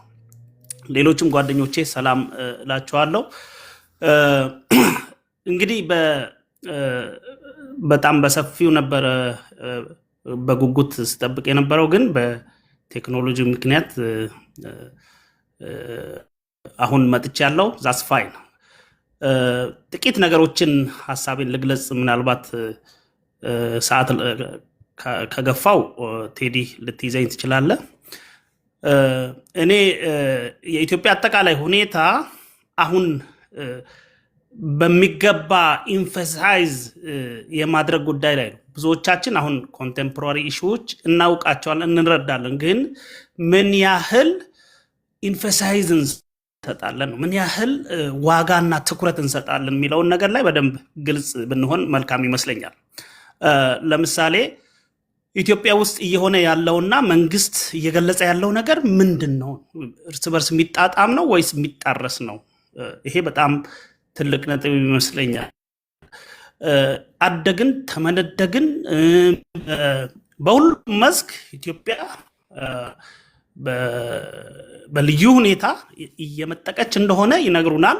በተጨባጭ ግን ህዝቡ የሚኖረው ኑሮ በፍጹም ከዛ የተቃረነ ነው። ሁላችንም የምናውቀው ስለሆነ ማለት ነው። በአገሪቱ ውስጥ ውይይት እየተካሄደ ነው ይባላል። ነገር ግን ውይይት የሚካሄደው የትኛውን ችግር ለመፍታት ነው? ኢትዮጵያ ከጫፍ እስከ ጫፍ አዳዲስ የታጠቁ ኃይሎች እየተፈጠሩ ያሉትም እጅግ እየተስፋፉና እየፈረጠሙ ያሉበት ሁኔታ ነው ያለው። ነገር ግን የብልጽግና መንግስት ራሱ እርስ በራሱ የወረዳና የዞን አመራሮችን ሰብስቦ ውይይት እያረኩ ነው እያለን ያለው። መጀመሪያ እንደ ፕሪሪኩዚት ውይይት ለማካሄድ የመሳሪያ ድምፅ ነው መቋረጥ ያለበት፣ መቆም ነው ያለበት። ይሄ ፍጹም ተቃራኒ የሆነ የምናየው ነገር ነው። ስለዚህ እዚህም እዛም ግጭቶች አሉ ይላሉ። ነገር ግን በድሮን በከባድ መሳሪያ በታንክ ከፍተኛ ውጊያ ያካሂዳሉ። ይሄ ተቃርኖ ነው። ስለዚህ እዚህ ላይ ኢንፌሳይዝ ማድረግ ያስፈልጋል። በተለይ እኔ እዚህ ጋር ማተኮር የምፈልገው መንግስት እንግዲህ የመንግስት ስልጣን የተገደበ ነው፣ የተወሰነ ነው በዲሞክራሲያዊ ሀገር ከሆነ ማለት ነው። እና ህግ አለ፣ ህገ መንግስት አለ። ህገ መንግስቱ ምንድን ነው የሚለው? መንግስት በመደበኛ ስርዓት ህግ ማስከበር ካልቻለ አስቸኳይ ጊዜ አዋጅ ያውጃል። በዛ አስቸኳይ ጊዜ አዋጅ ነገሮችን ኮንትሮል ለማድረግ ጊዜ ይሰጠዋል። ስለዚህ በኢትዮጵያ ሕግ የመጀመሪያውን 6 ወር ኦፕሬሽን መስራት ይችላል። አስቸኳይ ጊዜ አዋጅ አውጆ ኦኬ 6 ወር በዛ 6 ወር ያንን ኮንትሮል አድርጎ ወደ መደበኛ ሁኔታ መቀየር ካልቻለ ምንድነው የሚያደርገው?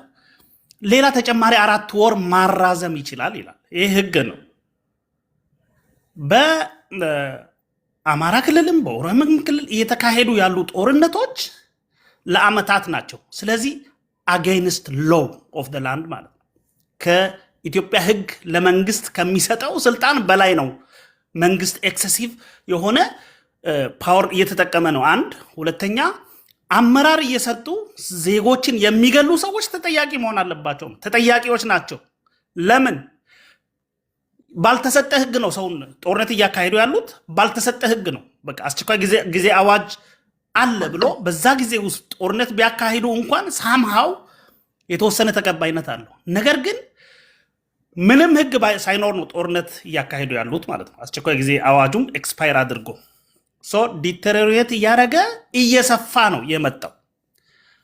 አሁንም ውይይት የሚባለው ነገር የትኛውን ችግር ነው የሚፈታው? የትግራይን ችግር ይፈታል? የኦሮሚያን ችግር ይፈታል? የአማራ ክልልን ችግር ይፈታል? ስለዚህ ለምንድን ነው የሀገር ሪሶርስ ዝም ብሎ በከንቱ የሚባክ ነው? ውድቅ ነው። ይሄንን በርካታ የፖለቲካ ኃይሎች እንግዲህ በኤሊትና በፖለቲካ ኃይሎች ነው የአንድ ሀገር የፖለቲካ ሁኔታዎች የሚወሰኑት እንጂ መሬት ላይ ባሉ ከቀበሌና ከወረዳ በሚመጡ ሰዎች አይደለም። በምሁራን በከፍተኛ የፖለቲካ ተሳትፎ ባላቸው ሰዎች ነው እንጂ በታችኛው መዋቅር ላይ ካሉ ሰዎች መጥቶ የአገርን ችግር እፈታለሁ ብሎ 4000 ሰብስቦ ውይይት ማድረግ ይሄ ፍጹም ተቀባይነት የለ። ይሄን ዲናውንስ ማድረግ አለብን። ተገቢ እንዳልሆነ ተቀባይነት እንደሌለው ይሄንን ስናደርግ ምንድነው መንግስት ኢሊጂሜት ይሆናል። ሌጂቲሜት አይደለም፣ የህዝብ ተቀባይነት የለውም ነው። የህዝብ ተቀባይነት የሌለው መንግስት ውሳኔዎችን ማሳለፍ አይችልም። ህዝብን በሚመለከቱ አገርን በሚመለከቱ ትልልቅ ጉዳዮች ላይ ትልልቅ ውሳኔዎችን ማሳለፍ አይችልም በአሰራር ከሆነ። ነገር ግን በተጨባጭ የብልጽግና መንግስት ፋብሪኬት ያደርጋል ራሱ ችግሮችን ከኮንፍሊክት ውስጥ ከአንድ ኮንፍሊክት ወደ ሌላ ከአንድ ግጭት ወደ ሌላ እየሄደ አገሪቱን ወደ ተራዘመ ማለቂያ የሌለው ቀውስ ውስጥ ነው የከተታት። አሁንም ከዛ የመውጣት ተስፋ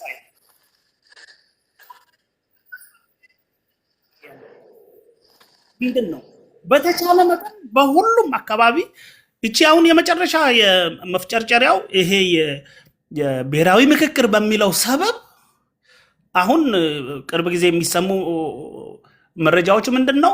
ቶታሊ ከነሱ አቅም በላይ ሆኖ እነዚህ ምክክር የውሸት የተደራጁም ኮሚሽነሮች ቶታሊ ቴክ ኦቨር አድርጓል። ብልጽግና የፈለገውን ነገር ለማስወሰን ኦልሬዲ ተዘጋጅቷል። ኦኬ ህገ መንግስት ለማሻሻል ፍላጎት እንዳለው በግልጽ ተናግሯል። ነገር ግን ህገ መንግስት እንዴት እንደሚሻሻል ህገ መንግስቱ ራሱ ላይ አለ። በምን ፕሮሲጀር? ይህንን ሚስጥር የኢትዮጵያ ህዝብ ማወቅ አለበት። የትግራይ ህዝብ በምክር ቤቱ በ2/3 ድምፅ ካልወሰነ መቀየር አይችልም። በአሰራር ማለት ነው። ሁሉም ክልሎች በምክር ቤታቸው በዚህ ያህል ድምፅ አብላጫ ድምፅ ካልወሰኑ በስተቀር ህገ መንግስት ማሻሻል አይችልም ነው የሚለው። ያንን ባይፓስ ለማድረግ ይህንን አሻንጉሊት ስብስብ አደረገና የኢትዮጵያን ህዝብ እጣ ፈንታ በአንድ ፓርቲ ለዚያውም በተወሰኑ ግሩፖች ለመወሰን ጥረት እያደረገ ነው።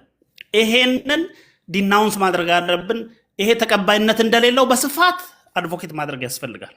ስለዚህ ሰዓቴ ላሳጥርና በተቻለ መጠን መንግስት እያደረጋቸው ያለው ከምርጫም ጋር በተያያዘ አሁን ምርጫ በኢትዮጵያ ውስጥ ተካሂዷልና ህዝብ ዘንድ ተቀባይነት ያለው መንግስት አለ ብሎ ለመውሰድ ያስቸግራል። ለዚህ ነው መፍትሄው ሁሉ አቀፍ የሆነ ሁሉም የኢትዮጵያ ያገባኛል የሚሉ አካላት እውነተኛ ውይይት አድርጎ ይችን ሀገር የመታደግ መንገድ ውስጥ ካልገቡ በስተቀር ይሄ ቀውስ እየባሰ ይሄዳል። ሁላችንም ኃላፊነት አለብን። ቲክቶክም ላይ ይህንን ውይይት በተደጋጋሚ በስፋት ማካሄድ ይጠቅማል ብዬ አስባለሁ። ስለተሰጠኝ እድል እጅግ እጅግ ከልቤ አመሰግናለሁ። ሰላም። ታንኪዩ ቴዲ። ታንኪዩ አሽቴን እናመሰግናለን። ጀዋር የምትለው ነገር ካለ ለአንተ ልምጣ፣ ካልሆነ ወደ ማምድ እና ወደ ተወሰኑ ሰዎች እና ጠቅላላ አድርጌ ወደ አንተ እመጣለሁ። አይ ቲንክ ሰዓት ለመቆጠብ ወደ ማምድ እና ወደ ጥያቄና መልስ ወደ ጥያቄዎች በሄድ። እሺ ወደ መሐመድ፣ ከዛ የመጨረሻ አንድ ዙር እንድትሄዱበት የምክክር ኮሚሽኑንም አጠቃላይ ነባራዊ ሁኔታውን አንስቼ መንደርደሪያ ሀሳብ ሰጣችሁና እናንተ ትሄዱበታላችሁ። ሚዩት ያላደረገ ሰው ሙዬ ይሰማል? ይሰማል ቴዲ። ሰላም ብያለሁ ሁላችሁንም። አብዛኞቻችሁን ጋር እንተዋወቃለን። ኦቨርኦል በኢትዮጵያ ሁኔታ ላይ ያሉ ጉዳዮችን ነው እንደ አጀንዳ የተሰጠን። ከዛ ጋር ተያይዞ ላለፉት 8 ዓመታት ያየናቸው በተለይ ቴዲ ፕላትፎርም ላይ በተደጋጋሚ ስንወያይባቸው የነበርንባቸው ችግሮች አሉ። እነዛ ችግሮች እንግዲህ መነሻቸው መልቲፋሴትድ የሆነ ፕሮብለም እንደሆነ እናውቃለን። ከሂስቶሪካል ፊክሽን እና ፋክቶች ጋር ተያይዘው የመጡ ችግሮች አሉ። በተለይ በሰሜኑ የኢትዮጵያ ክፍል ያለውን ዲሲደንት ስትመለከት መጀመሪያ አካባቢ ላይ ከፖስት 2018 ሪፎርም በኋላ አንድ ላይ የነበሩ ኃይሎች ባላወቅነው ሁኔታ ተለያይተው እርስ በርስ ወደ ዋር የገቡበትን ሁኔታ አይተናል። በተለይ የአማራ ክልልና የትግራይ ክልል ሁኔታ ስንመለከት አማራ ክልል ውስጥ ያለውን ነገር ስንመለከት ለዘመናት በኢትዮጵያዊነት አድፍጦ የነበሩ ኃይሎች ወደ ብሔረተኝነት አጀንዳ ውስጥ ለመግባት በሚሞክሩበት ሰዓት የፈጠሩት የአካሄድ ክፍተት በውስጣቸውም እንደገና ባይላተራልም በሆነ መንገድ ወይም ደግሞ ዩኒላተራል በሆነ መንገድም ወደ ኮንፍሊክት ውስጥ የገቡበት ሁኔታ አለ። በዛ ምክንያት ተጎጂ የሆነ የማህበረሰብ ክፍል አለ። እኔ በሴንትራል ኢትዮጵያ ወይም ደግሞ በአማራ ብሔራዊ ክልላዊ መንግስት ተወልዶ እንዳደገ እዛ ውስጥ ያለውን ፖለቲካል፣ ኢኮኖሚክ፣ ሶሻል ሁኔታዎችን እንደሚረዳ ሰው የተፈጠሩ ችግሮች አንድ አይነት ብቻ እንዳልሆኑ መረዳት ያለብን ብዬ አምናለሁ። ምክንያቱም እዚህ ጋር ስንመጣ አንድ አይነት ነን ማለት አይደለም። አንድ ሀገር ላይ ነው ያለ ነው፣ ግን የተለያየ ሀሳቦች ያለን ብዬ ስለማስብ ማለት ነው። እነዛ ችግሮች በአራት ሁኔታ ነው የማየው። በአራት የመጀመሪያው ይሄ የአርምድ ኮንፍሊክቱ ነው። የአርምድ ኮንፍሊክቱ የለየለት አርምድ ኮንፍሊክት አይደለም ያለው። በተለይ አማራ ክልል ላይ ያለውን ሁኔታ ስትመለከተው አንድ ወጥ የሆነ ኃይል የሌለበት በጣም በየቦታው የተበጣጠሰ ስትረግል ያለበት፣ ያ ስትረግል ሲፈልግ ቨርቲካል ከመንግስት ጋር የሚሆን ሲፈልግ ደግሞ ሆሪዞንታል ከህዝብ ጋር የሚሆንበት ሁኔታ እንዳለ ዊዝን ሶሳይቲ ራሱ የተፈጠሩ ችግሮችን አይተናል። አሁን የሚነሱ ከትምህርት ጋር ከማህበራዊ ተቋማት ጋር ከሰላምና ጸጥታ ጋር ተያይዞ ያሉ ችግሮችን ስትመለከት በአንድ ወገን የሆኑ እንዳልሆኑ የምታያቸዋል። የሆነ ታይም ላይ መንግስትን ባካፕ አድርጎ ሲንቀሳቀስ የነበረ ኃይል ከመንግስት ተቃራኒ ሆኖ መንግስትን የሚወጋበት ሁኔታ፣ ያ መንግስት ደግሞ እነዚህን ኃይሎች ለይቶ መስራት ያለበትን ጉዳይ መስራት ሲገባው ህዝብን እንደ ህዝብ ታርጌት አድርጎ አሁን ላይ የሃይማኖት ተቋማቶች፣ ገዳማቶች፣ መሳጅዶች ማን ምን አደረጋቸው የሚባል ነገር በማይታወቅበት ሁኔታ እየወደሙ ያለበት፣ እነዛ ውድመቶች ደግሞ ማህበረሰቡን እረፍት የነሱ ሁኔታዎች የፈጠሩበት ሁኔታ እየተመለከትን ያለው። ቅድምም ስታነሳው ነበረ። ለምሳሌ የትግራይ እና የአማራ ክልል ላይ ያለውን ኮንፍሊክት ከፕሪቶሪያ ጋር እንዳይገናኙ የሚፈልጉ ሰዎች አሉ። ፕሪቶሪያ ሜን ኢሹ ለእኔ ማለት ነው። ከፕሪቶሪያ በፊት የነበረው ሀገርን ማዳን በሚል ዘመቻ ውስጥ ተሳትፎ የነበሩ ኃይሎች ፖስት ፕሪቶሪያ ተገለናል በሚል ወይም ደግሞ እኛን ኢንክሉሲቭ ያልሆኑ ዲያሎጎች ናቸው። እኔ አምንበታለሁ። ያን ቅድም ጀዋርም ሲያነሳው ነበረ። እኔና እዚህ ውስጥ ያለን ሰዎች በጋራ ለፈጠርናቸው ችግሮች እኔ እናንተ ብቻ ተለይተን ሌሎቹን አግለን የምንሄድ ከሆነ ችግር እንደሚፈጥር አውቃለሁ። ነገር ግን ያንን ህዝቡ ራሱ በአግባቡ እንዲረዳው ተደርጓል ብዬ አላምንም። አማራ ክልል ውስጥ ማለት ነው። አማራ ክልል ውስጥ ሪፕሬዘንቴሽን የጎደለው የፖለቲካል ዲስኮርስ የሚካሄድበት ነው። ሪፕሬዘንቴሽን ማለት ነው በተደጋጋሚ የክልሉን ጉዳይ መልታይ ፋሴትድ ፖለቲካል፣ ኢኮኖሚክ ኤንድ ሪሊጂየስ ኢሹዎች አድርገው የሚገቡ ሰዎችም እንዳሉ ማለት ነው። እነዛ ችግሮች ህዝቡን ኮሌክቲቭ ፐኒሽመንት ውስጥ እናስገባው እረዳለሁ። እነዚህ እና መሰል ነገሮች ከፍተኛ የሆነ አደጋ እንደደቀኑብን ማለት ነው። ከዛ ባሻገር የሰሜኑ ጦርነት ከተገባደደ በኋላ በነበሩት ሁኔታዎች መንግስት ከዛ በፊት ይዟቸው የመጡ የኢኮኖሚክ ፕሮብለሞች፣ ሶሻል የሂስቶሪካል ፕሮብለሞችን መፍታት ባለበት ሰዓት ለመፍታት ዝግጁ ባለመሆኑ፣ ለምሳሌ አሁን የሀገራዊ ምክክር የሚባለው ጉዳይ በተደጋጋሚ ተቃዋሚ ኃይሎችም በውስጥም ያሉ የሲቪክ ማህበራት ወዲያውኑ መካሄድ አለበት ብሎ የሚያምኑበት ሁኔታ እንደነበረ እናውቃለን። እነዛ ነገሮች በመገፋታቸው ምክንያት አሁን ላይ ያለንበት ተግዳሮቶች እንደገባን ይሄ የራሱን ሚና የተጫወተ እንደሆነ በዋናነት ደግሞ የኢኮኖሚክ ሪፎርሙን ከዚህ በፊትም ተነጋግረናል። የኢኮኖሚክ ሪፎርሙ ማክሮ ኢኮኖሚክ ሪፎርም ተብሎ ይባል እንጂ በማይክሮ ሌቭል ህዝብን አደጋ ውስጥ ያስገባ ህዝብን ለኮሌክቲቭ ሰቆቃ የዳረገ መሆኑን የተመለከትንበት ሁኔታ ያለው ያለፉት 8 ዓመታት ማለት ነው። ስቲል የዛ ችግር አልተፈታም። እነዚህ ችግሮች የማይፈቱ ከሆነና እነዚህን ችግሮች ለመፍታት ሬዲነስ የጎደለው ኃይል ከሆነ ያለው ከውጭም ከውስጥም ያለው ኃይል ህዝቡ እንደ ህዝብ መከራ ውስጥ የወደቀ መሆኑን እንረዳለን። ይሄ የምናየው ነው። ከዛ ባሻገር ኢቭን የሀገሪቱ ሁኔታ ሁላ ስቲል አሁን አንዱ አጨቃጫቂ የሆነ ጉዳይ አለ። የፌዴራል ኃይሎች አሉ። ሀገሪቱ በፌዴራሊዝም መቀጠል አለባት ብለው የሚያስቡ ሰዎች፣ እነዛ ኃይሎች ጋር የሚሰሩ ሰዎች አሉ። በኢንሄረንትሊ የሀገሪቱ ሁኔታ የፌዴራል ሲስተሙ ያመጣብን ችግር ነው አሁን ላይ ለገባንበት የሚሉ ኃይሎች መልሶ ደግሞ ከፌዴራል ኃይሎች ጋር ሆነው ሀገሪቱ ላይ የሚካሄደውን ነገር የሚታገሉበት ሁኔታ አለ የምትመለከተው ማለት ነው። ብሔረተኞች ናቸው፣ ብሔረተኝነት ችግር አመጣብን ብሎ የሚሉ ሰዎች አሉ። ብሔረተኝነት ውስጥ የገባ ነው ደግሞ አማራጭ ስላጣን ነው ብሎ የሚሉ ሰዎች አሉ። በዋናነት እነዚህ ኃይሎች ሚናቸውን ባለመለየታቸውና ላለፉት 8 ዓመታት አሁን እንዳውም ለውጦች እየመጡ ነው የሚታየኝ። ይሄ ሆሪዞንታሊ ከሌሎች ብሔሮች ጋር ያሉትን ችግሮች እየተቀረፉ የመጡበት ሁኔታ ነው ያለው። ለምሳሌ በትግራይና በአማራ ክልል መካከል ያለው ችግር እኔ ሁልጊዜ የሚያሳስበኝ ጉዳይ ነው።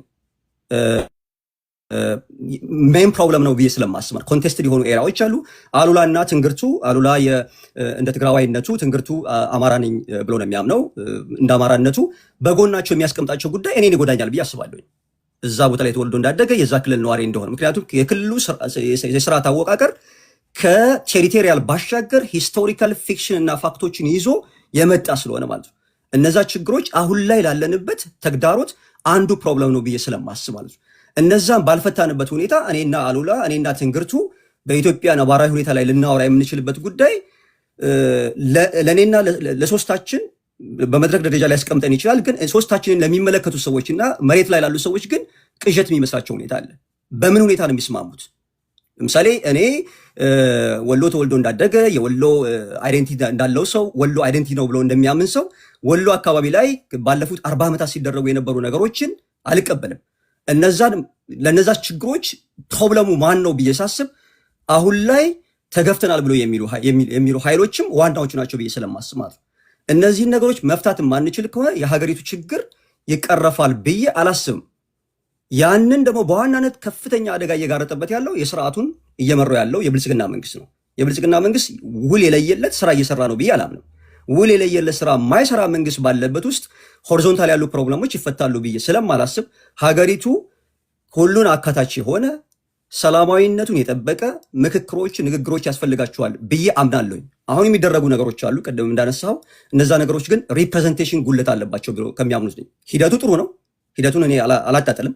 ምክንያቱም እኔ በማይል ርቀት ላይ ያለው ሰው ነኝ። መሬት ላይ ያለውን ነገር የሚወያዩ ሰዎች ናቸው በደንብ አንቲሲፔት የሚያደርጉት። የሚወጡ መረጃዎችን ስንመለከት ግን ለዘመናት ስንጨቃጨቅባቸው የነበሩ ጉዳዮች እንደ ሀሳብ ተነስተዋል። አሁን ትልቁ ችግር እኔ ካላወራሁት እኔ ካልተናገርኩት መፍትሄ አይመጣበትም የምንል ሰዎች ልንኖር እንችላለን። አይ ያን ጉዳይ ተመልክተን በዛ ላይ መጨመር አለብን ብለው የሚያስቡ ሰዎችን እኔ ችግር የለብኝም እና ከዛ አንጻር መታየት አለበት። አይ ቲንክ እየደገመብኝ ነው። እነዚህና መሰል ነገሮችን ለመፍታት የምንሄድ ከሆነ ምናልባት ወደፊት ሀገር ይኖራል ብዬ አስባለሁ ለማለት ነው። አመሰግናለሁኝ ቴዲ። ቴንክ ዩ መሐመድ። ሚት ያላደረገ ነው ሚት። ኦኬ የብልጽግና ደጋፊዎች ትገባላችሁ። አስቀድሜ እንደነገርኳችሁ ሁላችሁም ለምክንያት እንዳትመቹ አድርገን ነው ምንተዋችሁ እዚህ ጋር ማለት እኔ አልገባሁም ሀሳብ አልሰጠውም እንዳትሉ። ይሄ ይቀጥላል፣ የመጨረሻ አይደለም። እንደ መንደርደሪያ እንዲሆን እኔ ጥያቄ ላንሳና ከዛ ጀዋር መሐመድ ጠቅላላ አድርጎ ሄድበትና እናንተ ትሄዱበታላችሁ። ከዛ ምንድን ነው የማደርገው? ለገዢው ፓርቲ ለብልጽግና ደጋፊዎች እድል ሰጣችኋለሁ። ማውቃችኋላችሁ፣ ትገባላችሁ። ሪኩዌስት ልካችሁ ጠብቁ፣ አትደውሉልኝ። እኔ ጋር ስትደውሉ በሌላኛው ስልኬ ካልሆነ ወይም ደግሞ በምታውቁ ስልክ ስትደውሉ ይቆራረጥብኛል እና ሪኩዌስት ልካችሁ ብቻ ጠብቁ። ሌሎቻችሁ ታፕታፕ አድርጉ። ከቲፒኤልኤፍ ልጀምር። አሉላ ጃዋር ትሄድበታለህ። ከዛ አሉላ አንድ ላይ የትግራይ ነባራዊ ሁኔታ ጠቅላላ አድርገህ ትሄዳለህ። በዋነኛነት ለቲፒኤልኤፍ፣ ለኦነግ፣ ለፋኖ እንዲሁም ደግሞ ለጽምዶ ለሚባለው ጠቅላላ አድርጌ ጥያቄ ላቅርብና ጃዋር ሰፋ አድርገህ ትሄድበታለህ። ከዛ ወደ እነሱ ወርዳለሁ። ቲፒኤልኤፍ ምንድን ነው የሚፈልገው? አንዳንድ ከቲፒኤልኤፍ በተቃራኒ ያሉ ኃይሎች ቲፒኤልኤፍ የሚፈልገው በአጭሩ ወደዚህ ወደዛ ማለት አያስፈልግም፣ 4 ኪሎ መግባት ይፈልጋል ይላሉ። ይህንን ደብረጽዮን ገብረ ሚካኤል ተናግሮታል። ጌታቸው ረዳ በትግራይ ፖለቲካ ታሪክ የተሻለ የሚባል መንገድ አሳይቶ እያለ የጌታቸውን ስራ አንዱ አደረጉ።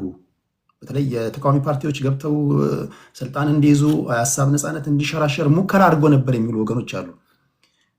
የትግራይን ህዝብ እንደ ሆስቴጅ ይዞ አሁንም የህልውና አደጋ አለብህ በሚል ወደ 4 ኪሎ ለማምጣት የሚያደርጉትን ጥርጊያ እያመቻቹ ነው እንጂ የትግራይ ህዝብ ቲፒኤልኤፍ እንደሚለው በዛ ነባሪያ ሁኔታ ውስጥ አይደለም። ችግር ውስጥም ከሆነ ቲፒኤልኤፎች ራሳቸው የፈጠሩት ናቸው የሚሉ ወገኖች አሉ። ከኤርትራ ጋር ለምሳሌ የተጣመረበት ጉዳይ የኤርትራ መንግስት ከኢትዮጵያ መንግስት ጋር የተጣላበት ዋነኛ ምክንያት የፕሪቶሪያ ስምምነት ነው። ፕሪቶሪያ ላይ እኛ ሳንወከል ለምን ተፈራረማችሁ የሚል ቅሬታ እንዳላቸው ይታወቃል። የሻዕቢያ ደጋፊዎች የፕሪቶሪያ ስምምነት የሰሜኑን ጦርነት ነው ያስቆመው። የሰሜኑን ጦርነት በመቆሙ የተቆጣው የሻዕቢያ መንግስት ነው። ቲፒኤልኤፍ ሲሆን ይህንን ማስቀጠል ሲገባው ይሄ በመሆኑ ከተቆጣው ኃይል ጋር ጥምረት ፈጥሯል። በሰሜኑም ጦርነት እንደነበረው እንደምታስታውሱት ወደ 4 ኪሎ እየመጣን ነው፣ ሌሎቻችሁ ነፍሳችሁን አድኑ፣ ወዴትም ማምለጫ የላችሁም የሚሉ ንግሮችን ከደብረጽዮን የሰማንበት ሁኔታ አለ። በአንተ እይታ የቲፒኤልኤፍ አጠቃላይ ምንድን ነው ፍላጎቱ? ሁለተኛ ለጽምዶ ደጋፊዎች ካላችሁ እንድትነኩልኝ የምፈልገው ለጀዋር ነው። ይህንንም የጽምዶ ጉዳይ በፌዴራል መንግስቱም በተቃዋሚዎቹም ሶሻል ሚዲያ ላይ በስፋት የሚነገር ጉዳይ ነው። ጽምዶንስ እንዴት ነው የምታዩት? የአንዳቸው የመታገያ አጀንዳ ከአንዳቸው ጋር የሰማይና የምድር ልዩነት አለው። ቲፒኤልኤፍ የፋኖ ኃይሎችን ወራሪ ነው የሚላቸው። ወራሪዎች የያዙብንን ኃይል ለማስለቀቅ እየመጣን ነው ይላሉ። ገብረ እግዚአብሔር የስፖክስ ፐርሰን ናቸው። ይህንን ቃል በቃል ተናግረዋል። በፋኖና በቲፒኤልኤፎች የመታገያ አጀንዳ መካከል ልዩነት አለ። ማርቲን ፕሎት በቅርቡ እንደነገረን እነዚህ 4 ኃይሎች ሱዳን ላይ ተገናኝተው እንደመከሩ ነግሮናል። የጽምዶስ ጉዳይ የገባችሁ ነገር አለ? ይህ ሊሆን የሚችል ነገር ነው? የፌዴራል መንግስቱም ያነሰዋል፣ እነሱም ያነሱታል። በኦሮሚያ ክልል ላይ ፈጠን እያልኩኝ ነው፣ ለሰዓታችሁ የቸኩልኩኝ ነው ጥያቄ የማቀርበው። በኦሮሚያ ክልል ላይ በተደጋጋሚ የሚነሱ ጥያቄዎች አሉ። ለምሳሌ ኦነግ ሲመሰረት እንደ መታገያ አጀንዳ አድርጎ የተነሳባቸው 3 ጉዳዮች ናቸው እኔ እስከሚገባኝ። በዚህ ጉዳይ ላይ ከራጁ ጋር እንስማማለን፣ አንከራከርም። ራስን በራስ የማስተዳደር ጉዳይ አለ፣ የቋንቋ ጉዳይ አለ፣ የአዲስ አበባ ጉዳይ አለ። አሁን ባለው መንግስት እነዚህ ጥያቄዎች ከሞላ ጎደል ተመልሰዋል። አሁን ኦነግ የሚታገልበት አጀንዳ ምንድን ነው የሚሉ ወገኖች አሉ። ለዚህ ምን ትላላችሁ? ሰፋ ለህዝብ ስላለ ላልሰማችሁ ለሰማችሁም ድጋሚ ነው ይሄን ለራጁ ማነሳለት። በቋንቋ ጉዳይ ላይ ቀደም ሲል እንኳን በወጣው እንትን ላይ ሰምታችሁ ከሆነ በኦሮምኛ ቋንቋ የመንጃ ፈቃድ እንዲሰጥ የስራ ቋንቋ እንዲሆን 5 የፌዴራል ቋንቋዎች እንዲሆኑ ተመርጦ ወደ ተግበራ ለመግባት በሂደት ላይ ነው ያለውና ምን ኦሮሚያ ክልል ላይ ምን የሚያስነሳ ጥያቄ አለ? ከሞላ ጎደል እየተመለሰን የሚሉ ወገኖች አሉ። ይህን ምን ትላላችሁ? በፋኖ ጉዳይ ላይ የክላሪቲ ጉዳይ አለ። ብዙ አይነት ሀሳቦች ናቸው የሚንሸራሸሩት እና የትኛውን ይዘህ የትኛውን መጣል እንዳለብህ አታውቅም። ሁለተኛ የመታገያ ቋንቋ አማርኛ በመሆኑ ሁሉም ኢንፍልትሬት አድርጎ ለመግባት ኢዚ ነው አማራ ፖለቲካ ውስጥና ትንግርቱ የአማራን ትግል እንዴት ነው የምታየው? ይህን ካልኩኝ በኋላ ጀዋር ጠቅላላ አድርገህ እነዚህን ያነሷቸውን ትሄድባታለህ። እናንተ ስማችሁን የጠራው ጥያቄ የወረወርኩላችሁ እናንተ የሚመቻችሁ ምላሽ ትሰጣላችሁ። አብይ አህመድ ወደ ስልጣን ከመጣ በኋላ ቀጥታ ወደ ጦርነት ነው የገባው። አብይ ላይዋጋ ወይም ደግሞ ብልጽግና ላይዋጋ የሚችልበት መንገድ ነበር። አንዳንዶች ጠቅላይ ሚኒስትር ወደ ስልጣን ሲመጡ ይሄ ጦርነት ሊመጣ እንደሚችል አስቀድመው የገመቱ አሉ።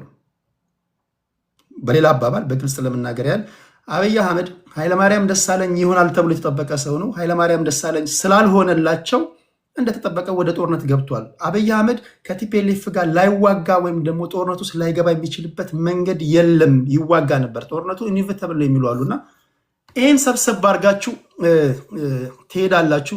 አይ ቲንክ ጥያቄ ገብቷቸዋል። ከሰዓት ጋር እየተሽቀዳደምኩ ስለሆነ ይህን ጥያቄ ያነሳሁት። ጀዋር ነው ሰፊውን ደቂቃ ወስደ ባነሳውላቸው ጉዳዮች ላይ አንተ ትሄዳለህ። ከዛ ምንድነው የምናደርገው? እንዳልኩት ለገዢው ፓርቲ ሰዎች እድል ሰጣችኋለሁ። ትገባላችሁ፣ ጥያቄ ትጠይቃላችሁ። ፕሊስ ከገባችሁ በኋላ አይደለም ጥያቄ የምትጽፉት፣ ከመግባታችሁ በፊት ጥያቄያችሁን ጽፋችሁ ፈጠን ፈጠን እያላችሁ ለጀዋር ከሆነ ለጀዋር እዚህ ላይ ላሉት ጥያቄ ታቀርቡና እነሱ ይመልሳሉ። መጨረሻ ላይ የምክክር ኮሚሽን እያዘጋጀ ያለውን የምክክር ሂደት እንዴት ትገመግሙታላችሁ የሚለውን ጉዳይ ከነሱ ሀሳብ እንሰማና ምናጠቃለል ይሆናል ማለት ነው። ጀዋር ያነሷቸውን ጥያቄዎች እስኪ ሂድባቸው በሰፊው። እሺ እያልኩ የነበረው ምንድን ነው የትግራይ ጉዳይ ስንጀምር አማራም ኦሮሚያም ያለው ነገር ልጅ ሆኜ እኔ የፍየል እረኛ ነበርኩና ፍየል ስታስራት በገመድ አትቀመጥም፣ ትዞራለች እንጨቱን። ውስብስብ ይሆንና ከዛ ጫፉ ይጠፋብሃል፣ ልትፈታው የማትችልበት ደረጃው ሲገባል። እና የኢትዮጵያ ችግር አሁን የትግራይም ከዚህ ጋር የተያያዘው ህወሓት ከ91 ጀምሮ ስልጣን ላይ የነበረ ኃይል ነው። በትግል ስልጣን እንዲለቅ ተደረገ። ለፈርስት ስቴፕ would have been reintegration ከነበረው የበላይነት ግን ዝቅ ብሎ የሚሄድበትን ሁኔታ መፍጠር ያስፈልግ ነበረ። ይሄ ምን ያስፈልጋል? ድርድር ያስፈልግ ነበረ። አንድ ስልጣን በበላይነት የያዘ ኃይል ኢንሴኪዩሪቲ ይሰማዋል። ኢንሴኪዩሪቲ ማለት እንደ ግለሰብም በስልጣን ላይ በነበሩበት ወቅት ለተደረገ ስህተቶች፣ ለተደረጉ ጥፋቶች በቀል ሊመጣብኝ ይችላል ወይ የሚል ፍራቻ፣ ሌጂቲሜት የሆነ ፍራቻ አላቸው። እንደ ፖለቲካል ኮሚኒቲ፣ እንደ ፖለቲካ ማህበረሰብ ደግሞ ከጎና ጎን ያሉ ቁርሾች ስላሉ ልገለል ልጠቃ እችላለሁ ወይ የሚል ወደ ኤክስቴንሽን ኢንሴኪዩሪቲ፣ ኮሌክቲቭ ኤክስቴንሽን ኢንሴኪዩሪቲ የሚያደርስ ስሜቶች ገና ከመጀመሪያው የተጀመሩ ነበር። ትዝ ካላችሁ ያኔ እኔም አሉላ የምንከራከር ነበር። የነበረን ግን የጋራ አቋም ምን ነበር? የትግራይ ልሂቃን ወደ መቀሌ መውጣታቸው ወይም ደግሞ መገፋታቸውም ሆነ መርጠው ቢወጡ መነሻው እዛ ጋር ነው። ማዕከሉን ከስልጣን መልቀቅ አንድ ነገር ሆኖ ግን ተገፍተው ወደ ሆም ሪጅን ሲገቡ ሴግሪጌሽን ተፈጠረ፣ ጋፕ ተፈጠረ፣ ንፋስ ገባው ማለት ነው። ቅድም እንዳልከው የኢትዮጵያ ችግር መነሻና መጨረሻ አብይ አይደለም። ግን የሀገሪቷን በትረ ስልጣን ቁንጮ እንደመሆኑ የሽግግሩን የመምራት ኃላፊነት የሚያዘው እሱ እንደመሆኑ አብዛኛውን ድርሻ በሱና በቲፒኤልኤፍ መካከል 100 ሜትር ርቀት ካለ 70 ሜትር መሄድ የነበረበት እሱ ነበር፣ ወደ ሪኢንትግሬት ለማድረግ ሪአሹራንስ ለመስጠት። ከዛ ይልቅ ነገሮችን የሚያባብስ ከኤርትራ ጋር የነበረው ጉዳይ የመጣው በሚዲያ በሀገራዊ ሚዲያ የመጣው ትርክት ወንጀል ሰርተው ህዝቡ መደበቂያ ለሚያደርጉትም የህዝባቸው እጣ ፈንታ ለሚያሰጋቸው አንድ ላይ ሆነው ወደ ጦርነት እንድንገባ አደረገ። ፕሪቶሪያ ወቅት ደግሞ ከፕሪቶሪያ በፊት ለምሳሌ አንዱ ትልቁ ችግር መፍታት ሊፈታበት የሚችለው የኢህአዴግ መድረክ ነበር። የኢህአዴግ መድረክ ዲሞክራሲያዊም ባይሆን ዲሞክራሲያዊ በሆነ መልኩ የኤሊት ባርጌን የሊቃን ባርጌን የሚደረግበት የስልጣንና የሀብት ክፍያ ድርድሮችና ክፍያዎች የሚደረጉበት ኤሊት ማኔጅመንት ፖለቲካል ማኔጅመንት የሚደረግበት መድረክ ነበር። ያ የፈረሰበት ሂደት አንደኛ ማፍረሱ አስፈላጊ አልነበረም፣ ሪፎርም ነበር መደረግ የነበረበት። የፈረሰበት መንገድ ዲሞክራሲያዊ ስራ ስላልነበረን፣ ዲሞክራሲያዊ ስራ ቢኖር ድርድርና የስልጣንና የሀብት ክፍፍል በፓርላማ በሀውስ ኦፍ ፌዴሬሽን ይካሄድ ነበር። ኢህአዴግ ዲሞክራሲያዊ ስራ ባለመሆኑ ዲሞክራሲያዊ በሆነ መልኩ በፓርቲ ነበር ውሳኔዎች የሚወሰኑት። ያ ፓርቲ ሲፈርስ የመደራደሪያ የመከራከሪያ የመነጋገሪያ መድረኩ አጣ ነው። ጦርነት ገባ። በጦርነት 2 ዓመት ከተጨፋጨፈን በኋላ እድል አገኘንና ፕሪቶሪያ ላይ ተኩስ ማቆም ቻለ። የፕሪቶሪያ ስምምነት ግን ወደ ጦርነት ያስገቡንን ምክንያቶች የፈታ አልነበረም። ወደ ጦርነት የገባ ነው በወልቃይትና ጠገዴ በዌስተርን ትግራይ ጉዳይ አይደለም። ፈንዳሜንታሊ በፖለቲካ ስልጣን አንድ፣ ሁለተኛ የትግራይ እንዲሁም ህወሓት በመጪዋ ኢትዮጵያ ውስጥ ምን አይነት ቦታ ይኑራት የሚለው ጥያቄ ነው ወደ ግጭት የፈጠረ። ወደ ግጭት ያስገባን በአብይና እሱ ስልጣን የያዘው ኃይል ወደ መቀሌ ሄደው ህወሓት እንደ መሪነት ግን ከኋላቸው ያለው ኮንስቲትዩንሲም የወደፊት ግንኙነቱ የስልጣንና የሀብት ክፍፍል የሴኩሪቲ ጉዳይ እንዴት ይሁን የሚለው ነው ወደ ጦርነት ያስገባን። ከጦርነት ፕሪቶሪያ ላይ ግን አደራዳሪዎቻችንም ወይ አልገባቸውም ወይ ሸረኞች ነበሩ። ነገሮችን ከስር መሰረቱ የመፍታት ፍላጎት አላሳዩ።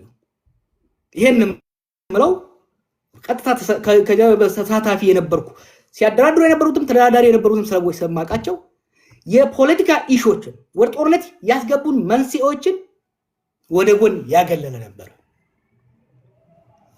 ናይሮቢ 1 እና ናይሮቢ 2 ላይ ሞር ጦርነቱን እንዴት እናቆምና ከዛ ለያ ጦርነት እንዴት እንዘጋጅ ውስጥ የተገባው ከዚህ በፊት ወደ ጦርነት ያስገቡን ችግሮች ቅድም ያልኳቸው የፖለቲካዊ ማህበራዊ ጉዳዮች የሴኩሪቲ እና የስልጣን ጉዳዮች ተደራድሮ የወደፊቷ ኢትዮጵያ ውስጥ የትግራይ ቦታና የትግራይ ሊቃን ቦታ ምን ይሁን የሚለውን ከመደራደር ይልቅ ከመነጋገር ይልቅ አብይና በአዲስ የታረቁት የህወሓት ኃይሎች እንዴት ተስማምተን ኤርትራን እንውጋ ነበር። ምን ዋሻቸው ነገር አልነበረም። አወዘራ ናይሮቢ ታው አይሆንም አዙሪት ውስጥ ነው የምትከቱን። ሪሜምበር 2018 ኢሳያስና አብይ እንደዛ ሲያስጨፍሩን ይሄን ነገር ጸረ ህወሓት አላያንስ አታድርጉት። ይሄን እድል ተጠቅመን በኤርትራና በኢትዮጵያ መካከል የሰከነ በድርድርና በተቋማዊ መሰረት ያለው ስምምነት ላይ እንድረስ። አዲስ አበባና አስመራ መቀሌን ዘለው ሊጨባበጡ አይችሉም። ኢትስ አ ማተር ኦፍ ጂኦግራፊ ኢትስ አ ማተር ኦፍ ሂስትሪ ብዬ ስከራከር ነበር። የዛ ጊዜ ሁለቱም ማድመጥ አልፈለጉም። ሲሚለርሊ ናይሮቢም ላይ ሀሌላ ኬለም ላይ የተሞከረው አካሄድ አንድ ጦርነት ወደ ትግራይ ጦርነት ያስገባንን ችግር ከመፍታት ይልቅ ሌላ ጦርነት የሚደረግ ነው። ሰዎች አንድ ነገር እንሻወድ። ይሄ ኤርትራ፣ ኢትዮጵያ፣ ትግራይ፣ ኦሮሞ ምናምን ነው ነገር ክፍሎችን ቢኖሩ ደግሞ ብዙ ሚስጥር የለንም። we are one community። በተለይ ደግሞ በሶሳይቲ ደረጃ ካየኸው we are one community። ብዙም ሚስጥር አይኖርም። በአስመራና በአዲስ አበባ መካከል፣ በመቀሌና በአስመራ መካከል እኔ ሄጄ ላሉላ ሹክ ብለው አሉላ መጥቶ ለቶላ ለገብረየስ የማይልበት ብዙ ምድር የለም። አይ ኖ ዚስ ፍሮም ኤክስፒሪየንስ። ናይሮቢ ላይ የተደረገው ውይይት አስመራ ወዲያ ነው የደረሰው። ሴም ቲንግ ከዛ በፊትም አዲስ አበባ ላይ ጅማ ላይ ኢሳያስ እና አብይ ሲያደርጉ የነበረው መቀሌ ሲደርስ ነበር። ምን ፈጠረ? ይሄ ጥርጣሬዎችን እያባባሰ ሄደ እና ከዛ ወዲህ ደግሞ የትግራይ የውስጥ ምስቅልቅልነቱ በተወሰነ ደረጃ የአብይ ኮንትሪቢሽን የነበረበት ህወሓት ያው በጣም ጠለቅ ማለት አልፈልግም እንጂ ህወሓት ከመለስ ሞት በኋላ ህወሓትም ኢህአዴግም ክራይሲስ ውስጥ ገቡ። የዛ ውጤት ነው አንዱ። ምክንያቱም ለረጅም ጊዜ በመለስ ጭንቅላት ላይ የተመሰረተ አካሄድ ስለነበረ እሱ ሲሞት ስበቱ ሴንተሩን እየለቀቀ ነው የመጣው። እሱን የሚተካ አመራር አለማግኘታቸውም አስፈላጊ መሆኑን we have to sympathize። ዝም ብለን ህወሓት ዛሬ ያለው ህወሓትና የዛሬ 10 ምናምን ዓመት የነበረው ህወሓት አንድ አይደለም። የፖለቲካ የማኔጅ ስትራቴጂክ ሊደርሺፕ ችግርም ተፈጥሯል። ከዚሁ ጋር ተያይዞ የጽምዶ ጉዳይ ዛሬ ጽምዶ ይውደም ጽምዶ ይንገስ ብትል ብዙ ለውጥ አያመጣም። እንዴት ነው ወደ ጽምዶ የገባ ነው? ለኔ ጽምዶ 2018 ነው የተጀመረው። ኢትዮጵያና ኤርትራ ወይም ደግሞ ሻቢያና ወያኔ 1991 ደርግ ጥለው ስልጣን ያዙ። ከዛ በኋላ ሀገራዊ ተቋማዊ ኢንስቲትዩሽናል የሆነ የሁለት ሀገሮች ግንኙነት ሳይሆን የሁለት ፓርቲዎች ግንኙነት ነው ያደረጉት። ቢግ ሚስቴክ ነበር። ያ ስላልቆየ ወደ ጦርነት አስገባን። ሁለቱ ፓርቲዎች መቃቃር ጀመሩ። የሁለት ሀገሮች ጦርነት ገባን። ለ20 ዓመት ኢትዮጵያ በነበራት አቅም ኤርትራን ፍሪዝ አድርጋ በማዕቀብ ውስጥ ማቆየት ቻለች። 2018 ለኢትዮጵያም ለኤርትራም እድል ነበረ። ነገር ግን ያን እድል ዘላቂ ሰላምና በትብብር ላይ የተመሰረተ የኢኮኖሚ እድገት ከማምጣት ይልቅ ህወሓትን መደቆስ ላይ ያደረግነው። ፕሪቶሪያ ላይ ህወሓትን ይዘን ህወሓትና ብልጽግና ሆነው ሻቢያን የመደቆስ ጨዋታ ውስጥ የተገባው ጽምዶ ዛሬ ላይ ያለውን ትናንትና ደረጃ የሚናገረውን አብይ የሚናገረውን ነገር ከተናገርን ካየነው ሌተስት ናቸው። መሰረቱ ግን ባክፋየር አደረገ። አብይ የተከተለው ስትራቴጂ ባክፋየር አደረገና ገሚሱ ወይም ደግሞ በአብዛኛው የሚሆነው የትግራይ ሊግ ከህወሓት ጋር ሆኖ ወደ ኤርትራ የሄደበት ሁኔታ ነው የምታየው። ለእኔ ጽምዶ ኢስ ዲፌንሲቭ ፓክት የኤርትራ ኃይልም ከአዲስ አበባ ሊመጣበት የሚችለውን አቅሙ ኢኮኖሚውም ትልቅ የሆነ ጎረቤት ሊመጣበት የሚችለውን ራሱን ለመከላከል ያደረገው ታክቲካል ነው። ጽምዶ ማለት ታክቲካል አላያንስ፣ ታክቲካል ዲፌንሲቭ አላያንስ። ይሄ አላያንስ ምንድን ነው ይዞ ሊመጣ የሚችለው? ወይ እነ ደብረጽዮን እንደሚሉት አሸንፈው የአዲስ አበባ የሚገቡበት፣ ወይ አብይ እንደሚለው ሁለቱንም የሚፈረካከስበት፣ ሶስተኛው ደግሞ ለረጅም ፕሮትራክትድ ጦርነት የምንገባበት እድል ውስጥ ነው የሚከተል። ለዚህ ነው ይሄ ጦርነት እንዳንገባበት መረባረብ አስፈላጊ ነው ብዬ በተደጋጋሚ የምናገረው። የኦሮሞ ጥያቄ ኢቮልቭ አድርጓል። ከዚህ በፊት የነበሩ የቡድን ጥያቄዎች በገሚስ የተመለሱ በገሚስ ያልተመለሱ አሉ። አሁን ደግሞ ኒው ኢመርጂንግ ጥያቄዎች መጥተዋል። ዋት አር ዚስ ኒው ኢመርጂንግ ጥያቄዎች? የኢንተርናል ነው። አሁን ከኦሮሞ ውስጥ የወጣ ኃይል ነው። አትሊስት በአብይ አካባቢ የተሰበሰበው ኃይል ህዝብ እየጨቆነ ያለው ይሄ በኦሮሞ ውስጥም የሀብት ክፍል የኢኮኖሚ ጋፕ ፈጥሯል። በማፊያ የተደራጀው ኃይል በፍጥነት ንብረት ዘርፎ አከማችቷል። ይሄ ሀብት እንደ ሀብኖትስ የዘራፊዎችና የተዘራፊዎች የክላስ ጉዳይ ፈጥሯል ማለት ነው። የኦሮሞ ትግል ከብሔር ትግል ሽፍት እያደረገ በአንድ ደረጃ ምንድነው የሚባለው የክላስ ስትረግል፣ በአማርኛ ረሳሁት፣ የክላስ ስትረግል ውስጥ እየገባን ያለው። ሁለተኛ የኢንዲቪጁዋል ሊብሪቲ የመደብ ትግል ውስጥ እየገባን ያለ ነው። አድቫንቴጅ አለው። አሁን የመደብ ትግል ውስጥ እየገባን ነው። ሁለተኛ የኢንዲቪጁዋል ሊብሪቲ ትዝ ይለኛል ከነብርሃኑ ነጋ ጋር የዛሬ 20 ምናምን ዓመት ስንከራከር የነበረው የቡድን መብት ይሻላል ይበልጣል የግል የምንለው። አሁን የኦሮሞ ትግል የቡድን መብትን ሻምፒዮን እያደረገ የሚመጣበት ለምን እንደ ግለሰብ እየተገደለ እንደ ግለሰብ እየተዘረፈ እየተሰቃየ ስላለ የህግ የበላይነትን የኢንዲቪጁዋል ሊብሪቲን የግሩፕ ጥያቄውን ሳይጥል እየጨመረ የሚመጣበት ሂደት አለ። ይሄ እንደ አድቫንቴጅ አየዋለሁ። አክሮስ ከአማራውም ጋር ከትግራይም ጋር ከደቡብም ጋር ሊያስተባብር የሚችል በተለይ የመደብ ትግሉና የኢንዲቪጁዋል ትግሉ ክሮስ ብሪጅ ለማድረግ እድል የሚሰጥ መሆኑን መጥቀስ ያስፈልጋል። አጠር አድርጌ ለመጨረስ አብይ ሊያስቀራቸው ይችል ነበር ወይ?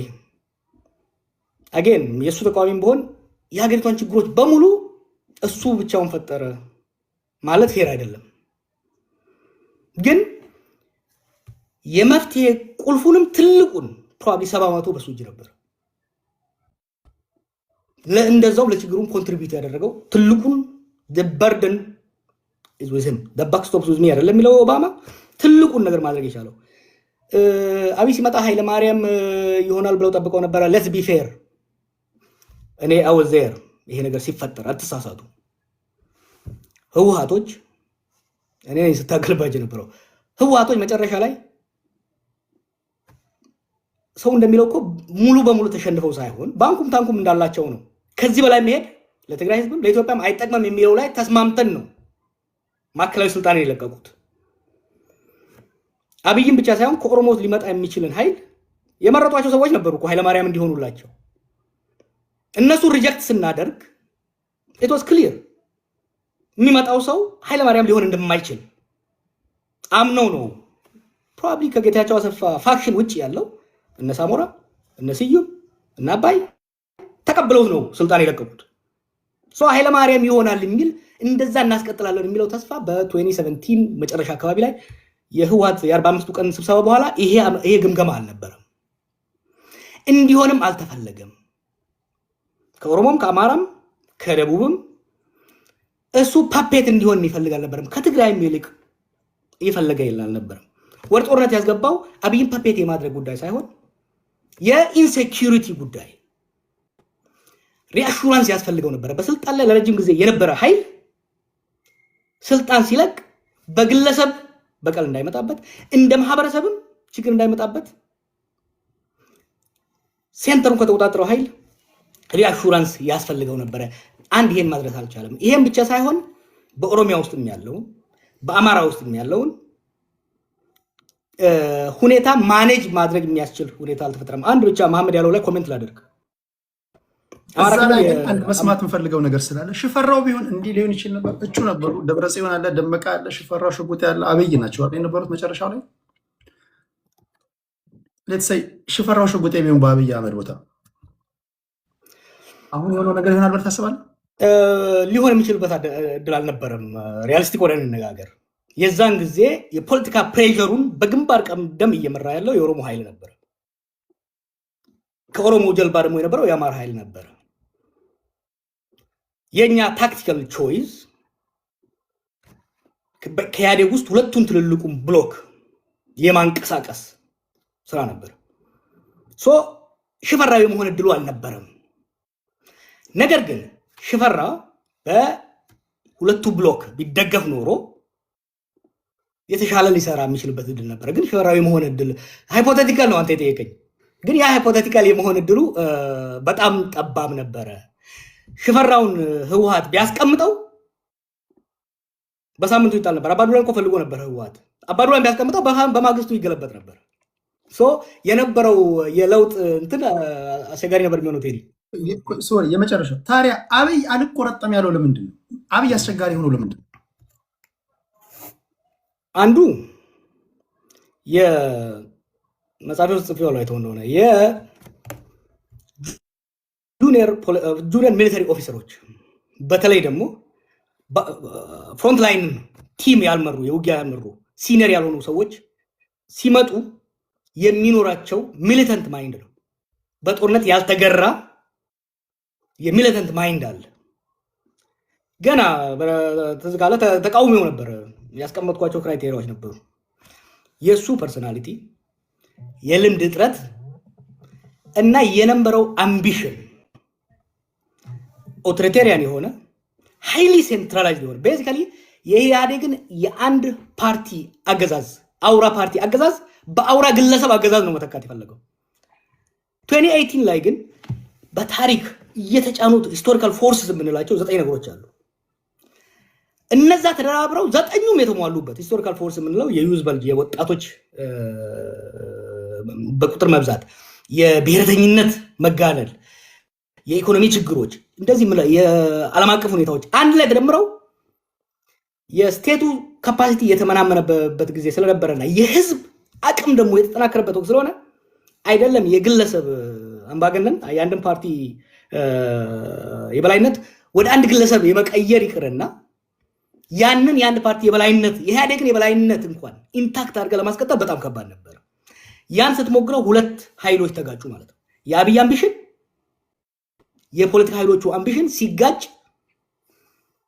ወደ ዲሞክራሲ መሻገርን ማቃተን፣ ጠንካራ አምባገነን ስርዓት መገንባት አቃተንና አኖክራሲ የምንለው ዲሞክራሲያዊም ያልሆነ አምባገነናዊም ያልሆነ ዲሞክራሲያዊ ሆኖ የህዝብ ቅቡልነት የሌለው አምባገነናዊ ሆኖ የስቴት የበላይነት ያለው ኃይል መፍጠር አቃተንና የፓወር ሴንተሮች አሁን ቅድም መሐመድ አንስቶታል። አሁን አማራ ክልል ውስጥ የተለያዩ የፓወር ሴንተሮች አሉ። ኦሮሚያ ውስጥ የተለያዩ ፓወር ሴንተሮች አሉ። የስቴቱ ካፓሲቲ፣ የስርዓቱ ካፓሲቲ፣ የሀገር መንግስቱ ካፓሲቲ ተከፋፈለ እና ያ ነው ችግር የፈጠረው።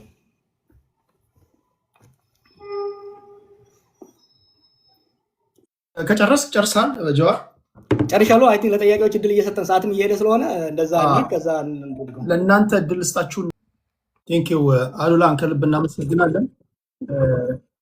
ቅድም አሸናፊ ገብቶ ነበረ። አሸናፊ ገብቶ የነበረው እሱ ነው።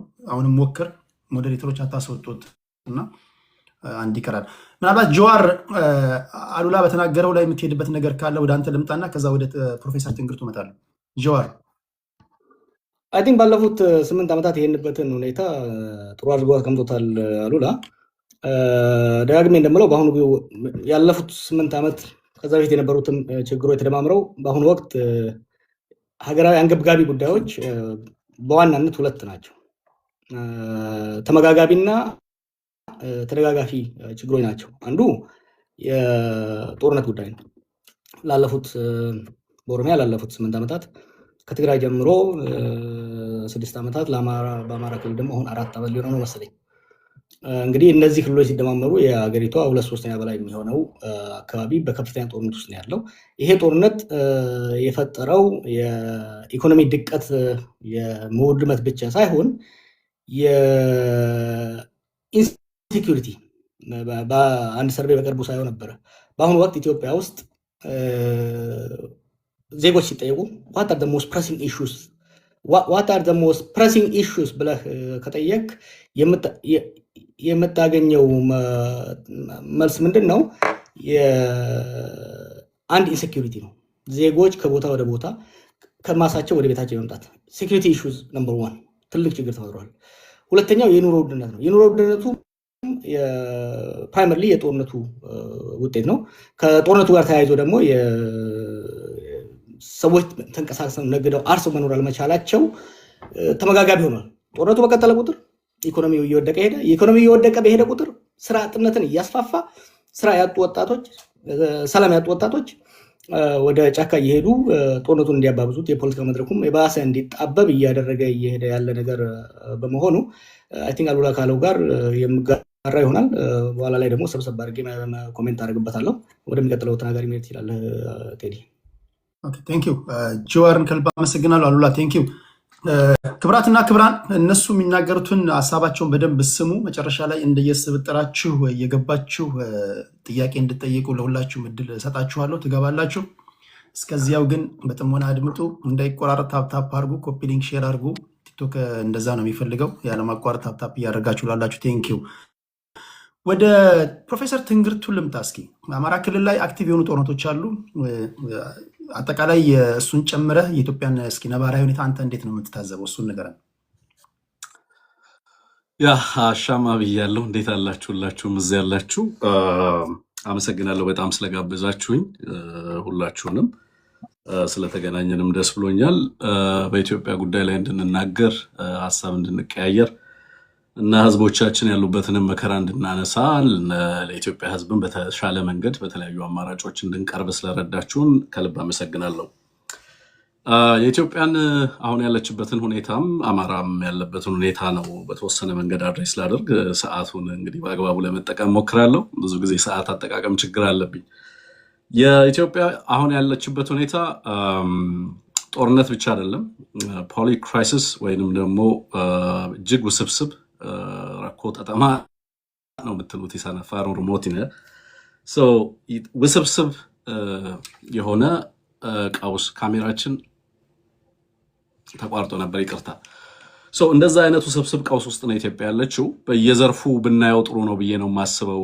አሁን ብዙ ጊዜ ሻዶው የሚያደርግብን ጦርነቱን ብቻ ካየነው ነው። ከዛ ውጭ ከጦርነቱ ባሻገር በርካታ ጉዳዮች ስላሉ ቢያንስ በተወሰነ መንገድ ለምሳሌ ፖለቲካውን ብናየው፣ ማህበራዊ ሁኔታውን፣ ኢኮኖሚውን፣ ዲፕሎማሲውን፣ ፎሬን ሪሌሽኑ፣ ሀገሪቱ ያለችበትን ሁኔታ፣ አጠቃላይ ሁኔታዎችን ለማየት አይ ቲንክ ፐርስፔክቲቭ ይሰጠናል ብዬ አስባለሁ። ኮምፕሊት አብሰንስ ኦፍ ፖለቲክስ ሀገሪቱ ውስጥ ይታያል። ሙሉ ፖለቲካ የለም። አጠቃላይ ሀገሪቱ ያለችበት ሁኔታ የጦርነት ሁኔታ ነው። በስቴት እና ሶሳይቲ መካከል፣ በመንግስትና በህዝባችን መካከል ያለው ግንኙነት የጦርነት አይነት ግንኙነት ነው። አብይ አህመድ ባለፉት 8 ዓመታት ወደ ስልጣን ከመጣ በኋላ ኢትዮጵያ ውስጥ ገቨርነንስ የለም። ያለው አጠቃላይ እያንዳንዱን ማህበራዊ፣ ፖለቲካዊና ኢኮኖሚያዊ ችግሮች ለመፍታት የሚካሄድበት መንገድ አጠቃላይ ጦርነት ነው።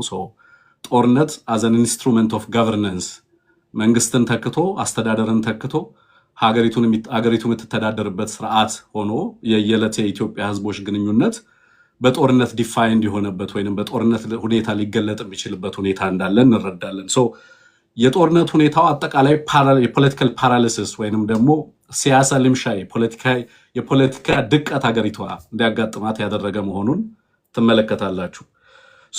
ፖለቲካው ኢንስቲቱሽናሊ ብትመለከቱት፣ አጠቃላይ ፖለቲካ ምህዳሩን ስትመለከቱት ምንም አይነት ፖለቲካ አለ ሀገሪቱ ውስጥ ሊባል ለምሳሌ ፖለቲካ እንዲፋይል ልናደርግ የምንችልባቸውን ሁኔታዎች ብንመለከታቸው ምርጫውን ጨምሮ አብዛኞቹ ሂደቶች ሀገሪቱ ውስጥ ያሉ ሁኔታዎች ምርጫውም ጭምር በጦርነትና በጦርነት ሁኔታ ውስጥ የሚካሄድ ናሽናል ዳያሎግ ተብሎ የሚካሄደው ሁኔታ በእንደዚህ አይነት በጦርነት ሁኔታ ውስጥ የሚካሄድ ሆኖ ትመለከቱታላችሁ ማለት ነው። ሶ አልቲሜትሊ ፖለቲካ ሀገሪቱ ውስጥ ፋንክሽን ማድረግ እንዳቆመ ፖለቲካ ፋንክሽን ማድረግ ካቆመ ደግሞ የዲሞክራሲ ተቋማት ሌሎችም ተቋማትና ሌሎች አሰራሮች ሙሉ ለሙሉ ፋንክሽን ማድረግ እንደሚያቆሙ በግልጽ የሚታይበት ሁኔታ መፈጠሩን እንመለከታለን። ሶ ፖለቲካው ፌል ስላደረገ አሁን የምናወራው በጦርነት ነው ማለት ነው። የክልሎች ግንኙነት ጦርነትና በጦርነት ሁኔታ ውስጥ ነው ያለው። በሀገሪቱና በጎረቤት ሀገራት መካከል ያለው ግንኙነትም በዛው ደረጃ ሊገለጽ የሚችል እንደሆነ እንመለከታለን ማለት ነው። ከፖለቲካው ስናልፍ ለምሳሌ ኢኮኖሚውን በተመለከተም በተመሳሳይ ከሼፕድ ኢኮኖሚ ነው ሀገሪቱ ውስጥ ያለው። በጣም ጥቂት ካገዛዙና ላገዛዙ ጥገኛ የሆኑ ልሂቃን የሀገሪቱ ሪሶርስ አማስ እያደረጉ ያሉበት፣ በሌላ በኩል ደግሞ በከፍተኛ ደረጃ ድህነት የጨመረበት ነው። ዓለም አቀፋዊ ሪፖርቶችን መመልከት ትችላላችሁ። በከተማም በገጠርም ያለው የድህነት ምጣኔ በከፍተኛ ደረጃ የጨመረበት ሁኔታ እንዳለ ትመለከታላችሁ። ከዛ ውጭ ሀገሪቱ በጣም ሰፊ የሚባል የፖለቲካል ኢኮኖሚ እና ማክሮ ኢኮኖሚክ ሪፎርም ውስጥ እንድትገባ አስገዳጅ ሁኔታ ውስጥ የገባችበት ሁኔታ አለ። ይሄም በተጨማሪ ኢትዮጵያውያን የኢኮኖሚውን ቀውስ በጀርባቸው እንዲሸከሙ ያደረገ የጦርነት ሁኔታው በተለይ ደዋር ፖለቲካ የጦርነቱ ፖለቲካል ኢኮኖሚ ህዝቡን እያጎበጠ በየዕለቱ ሀገሪቱ ውስጥ ያለው የኢኮኖሚ ሁኔታ በማህበረሰቡ ኑሮ ላይ ከፍተኛ ጫና እያሳደረ ያለበት ሁኔታ እንዳለ እንመለከታለን። ከባድ የኢኮኖሚ ቀውስ በሀገሪቱ ውስጥ እንዳጋጠመ መረዳት ይቻላል። ማህበራዊ ሁኔታውን፣ ዲፕሎማሲውን፣ ጂኦፖለቲካውን ስንመለከትም በተመሳሳይ ሁኔታዎች ውስጥ ነው የሚገኘው። ቴዲ ማህበራዊ ሁኔታው ከፍተኛ የሆነ ማህበራዊ ጥርጣሬ በህዝቦቻችን ዘንድ የተፈጠረበት፣ የነበሩንን ሶሻል ፋብሪኮች እየበጣጠሰ ያለ፣ ጥንታዊ ሴቶቻችንን እየናደ ያለ፣ የህዝቦቻችንን አንድነት በከፍተኛ ደረጃ የፈተነ፣ ዜጎች ከቦታ ቦታ ተንቀሳቅሰው መስራት የማይችሉበት፣ አንኤምፕሎይመንት ሬቱ እጅግ ከፍተኛ የሆነበት፣ በጣም በርካታ ሚሊዮን ተማሪዎች ከትምህርት ውጭ የሆኑበት፣ ዜጎች ከቦታ ቦታ ተንቀሳቅሰው መኖር የማይችሉበት፣ አርሶ አደሮች ወደ ሚሊሻነት እየተቀየሩ ያሉበት፣ አጠቃላይ የሶሻል ሰርቪስን በተለይ ደግሞ ማህበራዊ መለኪያዎችን ልንጠቃ ለምሳሌ ትምህርት፣ ጤናና ወዘተረፈን ብንመለከት በየክልሎቹ ያለው ሁኔታ እጅግ አስደንጋጭ በሚባል ሁኔታ እየከፋ ሄደበት ሁኔታ እንዳለ እንመለከታለን ማለት ነው። ዲፕሎማሲውን ብንወስድ ሀገሪቱ ከዚህ በፊት ታወቅባቸው የነበሩ ገለልተኛ የሆኑ ዲፕሎማሲዎች ተቀይረው አሁን ሀገሪቱ ቫዘል ስቴት ወይንም ደግሞ ጥገኛ ሀገር ሆና የሌሎችን ፎሬን ፖሊሲ ጥቅሞች ለማስጠበቅ የምትሰራበት ሁኔታ ያለ እስኪመስል ድረስ የኢትዮጵያ ተቋማትም ጭምር በሌሎች ሀገራት ካፕቸር የተደረጉበት ሁኔታ እንዳለ በስፋት እንመለከታለን። በሀገሪቱ ውስጥ የሌሎች ሀገራት ጣልቃ ገብነት ከኤርትራን ባሻገር እንግዲህ ኤርትራ ነው ቀደም የተጠቀሰው። ከዛ ውጭ ግን የገልፍ ሀገራት በተለይ ዩናይትድ አረብ ኤሚሬትን ጨምሮ ሌሎች በርካታ ሀገራት በኢትዮጵያ ውስጥ ቀጥተኛ ተሳትፎ እንዲኖራቸው የሚያስችል ነባራዊ ሁኔታ ሀገሪቱ ውስጥ እንዲፈጠር ሀገሪቱ ከምንጊዜውም በላይ ተጋላጭ እንድትሆን የሆነበት ሁኔታ እንዳለ በግልጽ እንመለከታለን። ተጋላጭነቱ አሁን ብዙ ጊዜ ጂኦፖለቲካው በኢትዮጵያ ቀውስ ውስጥ ቀጥተኛ ተጽዕኖ እንዳመጣ አገዛዙ ብዙ ጊዜ ትርክት ሊያቀርብልን ይሞክራል። ግን አብዛኛው የኢትዮጵያ ችግር ዋነኛ መሰረቱ ሀገሪቱ ውስጥ ያለው ፖለቲካዊ ቀውስ ኢትዮጵያ ጂኦፖለቲካሊ ቨልነረብል እንድትሆን ወይንም ተጋላጭ እንድትሆን ያደረጋት ነው። በዚህም ምክንያት በርካታ ሀገራት ከየትኛውም ጊዜ በላይ የሚፈልጉትን ነገር በኢትዮጵያ ውስጥ ለማሳካት የሚያስችላቸውን እድል እንዲያገኙ የፈቀደ መሆኑን እንመለከታለን። አሁን ያለው አገዛዝ የሚመጣውን ማንኛውንም አይነት ሁኔታ ሊቋቋም የማይችልበት ደረጃ ላይ በመድረሱ ምክንያት የፈለገው ሀገር ኢትዮጵያ ላይ ጥቅሙን ለማረጋገጥ የሚያስችልበትን እድል የሰጠው መሆኑን እንመለከታለን። ኖ ማለት የማይችል አገዛዝ መሆኑን አልፎ ተርፎም እጅግ አደገኛ በሆኑ ቀጠናውንና ዓለም አቀፋዊ ጦርነትን ሊጋብዙ በሚችሉ ቀጠናዊ ትርምሶች ውስጥ ፕሮክሲ ሆኖ ሲሰለፍ ትመለከታለን። ከዛ ውጭ የጦርነት ሁኔታው ነው። ጦርነቱ በጣም በርካታ ፍሮንቶች ናቸው። በርካታ ህዝቦች የህልውና አደጋ አለብን ብለው ራሳቸውን ለመከላከል ከአገዛዙ ጋር በቀጥታ እየተፋለሙ ያሉበት ጊዜ ነው ያለው። የቡድን መብቶች ከምን ጊዜውም በላይ አደገኛ ሁኔታ ውስጥ የገቡበት ሁኔታ ነው ያለው። በበርካታ የሀገሪቱ አካባቢዎች ፋይቲንግ መልቲፕል ዋርስ፣ ግን ደግሞ ጦርነቶቹ ዞሮ ካገዛዙ የሚመነጩ ጦርነቶች ሆነው አብዛኞቹ ኃይሎች የህልውና አደጋችን ምንጭ የሚሆነው አገዛዙ ነው ብለው ሁሉም ጸረ አገዛዝ ትግል ወደ መታገልና እነዚህ የትግል ኃይሎችም ቢፈልጉትም ባይፈልጉም ስትራቴጂካሊ የጸረ አገዛዝ ትግሉ አላይመንት ውስጥ እንዲገቡ እያደረጋቸው አስገዳጅ ሁኔታ እየተፈጠረ እንዳለ እንመለከታለን። አገዛዙ ከዚህ በፊት በሩቅ የምናውቃቸው ጦርነቶች ፐሪፈሪ ላይ ኢትዮጵያ ድንበር አካባቢ ላይ ይደረጋሉ እንላቸው የነበሩ ጦርነቶች ዛሬ በሁሉም የሀገሪቱ አካባቢዎች የሚደረጉ መሆናቸው፣ የበርካታ ቴክኖሎጂዎችን በጦርነት ሂደት ውስጥ እየተጠቀመ መምጣቱ አገዛዙ ጦርነቶቹ ከኢትዮጵያ አልፈው ድንበር ተሻጋሪ ጦርነቶች እየሆኑ መምጣታቸው ጦርነቱ ይካሄድባቸው የነበሩ ምህዳሮችን በጦርነት ውስጥ ይሳተፉ የነበሩ አክተሮችን ቁጥርም አሃዝም መጠንም ስፋትም እየጨመረ በየጊዜው እየመጣ አሁን አዲስ አበባና በአዲስ አበባ ዙሪያ ላይ ጦርነት የሚደረግበት ሁኔታ እየተፈጠረ እንዲመጣ እየሆነ እንዳለ ትመለከታለህ። ይሄ ጦርነት በኢትዮጵያ ውስጥ ብቻ ደግሞ አይደለም የተወሰነው ከሌሎች ሀገራት ጦርነት በተለይ ቀጠናው ላይ ካሉ ጦርነቶች ጋር ኮንቨርጅ እያደረገ እንደሄደም እየተመለከትን ያለ ነውና አጠቃላይ በብዙ ቀውሶች ውስጥ ሄዲ በአንድ ቀውስ ብቻ የሚገለጽ ሳይሆን ድርብርብ ቀውሶች የሚባል አይነት ሁኔታ ውስጥ አገሪቱ እንዳለች የሚያሳይ እንደሆነ ለማንሳት ነው። ባጭሩ እንግዲህ ሰዓቴን በአግባቡ ከተጠቀምኩ አላውቅም። በአግባቡ ነው የተጠቀምከው። ጀዋር እዚህ ላይ የምትለው ካለ ወደ አንተ። አማራ ክልል ላይ እንደምታውቁት 4ኛ ዓመቱን የያዘ ጦርነት አለ። እንደው በአንተ ትንታኔ ምንድነው ምክንያቱ? አጠቃላይ ነባራዊ ሁኔታውን አንተ እንዴት ነው የምትገመግመው? ከዛ ወደ ራጅ ይመጣሉ። እስቲ አክቹዋሊ የኔን እድል ትንግርቱን ውስጠው ትንግርቱ በኢትዮጵያ ያለውን ነባሪ ሁኔታ በደንብ እንትን ብሎታል። ብዙ ጥያቄዎች እየመጡ ያሉት በተለይ ከአማራ ክልል ካለው ማህበረሰብ ውጭ ያለው የሀገራችን ማህበረሰብ እንዲረዳ ምንድነው አማራ ክልል ውስጥ ወደ ትጥቅ አመፅ ያመራው? ምን ቢበዛ ነው? ምን ቢፈጠር ነው? ለምን ነው የፋኖ ትግል የተጀመረው? ምክንያቱ ምንድነው? what was the cause for the uprising? አሁን ደግሞ የክልሉ ሁኔታ of course ከሌላው የኢትዮጵያ ክልሎች ጋር የሚጋራው ብዙ ነገሮች አሉ። አሁን ያለው ሁኔታስ ምንድነው? ነባራዊ ሁኔታውስ ምንድነው የሚለው ከኔ ሰዓት ግማሽ ሆኖ ሰድና በተብራራ ከዛ በኋላ እኔ ደግሞ የራሴን እንትን አደርጋለሁ። አመሰግናለሁ ጆዋል ጀነሮሲቲ። የአማራን ሁኔታ በተመለከተ እንግዲህ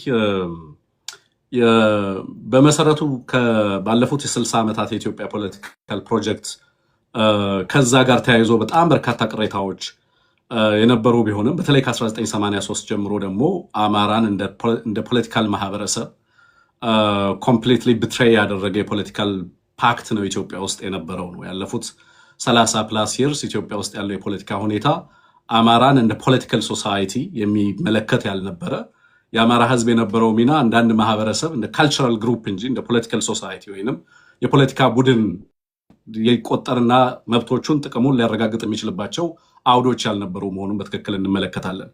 በነዛ ተደራራቢ ክህደቶች ውስጥ ወይንም ደግሞ ከኢትዮጵያ ዘመናዊ በተለይ በ1991 ከመጣው ፖለቲካል ፕሮጀክት እና ከዛ ውስጥ የአማራ ህዝብ ተሳትፎ የሌለበት አለመሆኑ የፈጠራቸው ከፍተኛ ተጽዕኖዎች በተለይ በስነ ልቦና ደረጃ እና በአማራ ማህበረሰብ ላይ በሚኖርባቸው በበርካታ የሀገሪቱ አካባቢዎች ላይ ይደርስበት የነበረው ጫና እንዳለ ሆኖ ባለፉት 8 ዓመታት ደግሞ የመጡ ቀውሶች በተለይም የአማራን ህዝብ በከፍተኛ ቀውስ ውስጥ እንዲገባ ያስቻሉ እንደሆኑ እንመለከታቸዋለን። ብዙ ጊዜ አሁን የአማራ ክልል ቀውስ ከፕሪቶሪያ በኋላ የመጣ ፕሪቶሪያን ተከትሎ የመጣ የገነፈለ ጉዳይ ተደርጎ እንደሚወሰድ እና በዛ መንገድም ናሬት እንደሚደረግ እመለከታለሁ። ግን ትልቁ ቀውስ መሰረቱ ከፕሪቶሪያ ባሻገርም ይሄ አገዛዝ ወደ ስልጣን ከመጣ ጊዜም ጀምሮ ከዛም በፊት በነበሩ ሂደቶች ከፍተኛ የሆነ ዲስፕሌስመንት አለ። አማራ ተኮር የሆኑ መፈናቀሎች አሉ። የሀገሪቱን ፖሊሲዎች፣ የህግ ምህዳሮች፣ መዋቅሮች አጠቃላይ ስትመለከቷቸው በፀረ አማራነት የተቀረጹ ናቸው። የአማራ ህዝብን እንደ ኮሎናይዘር አድርገው ፍሬም የሚያደርጉ ናቸው።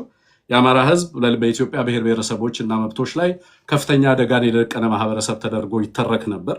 በሀገሪቱ ህገ መንግስትም ጨምሮ በሌሎችም በሀገሪቱ ውስጥ ባሉ አሰራሮች፣ ፖሊሲዎችም ሌሎችም ተቋማዊ አሰራሮች በሙሉ አማራን ታርጌት ያደርጉ ነበረ።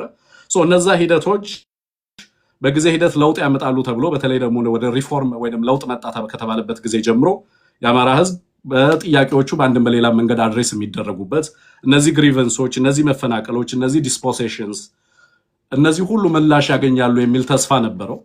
በሂደት ግን የሆነው ነገር ምንድነው? ጦርነት ነው የመጣው። ከፍተኛ መፈናቀል ብቻ አይደለም፣ ከፍተኛ ማህበራዊና ፖለቲካዊ ጫናዎች ይደርሱ ነበር በማህበረሰቡ ላይ። ከዛ በቀጥታ የጦርነት ቪክቲም ሆነ።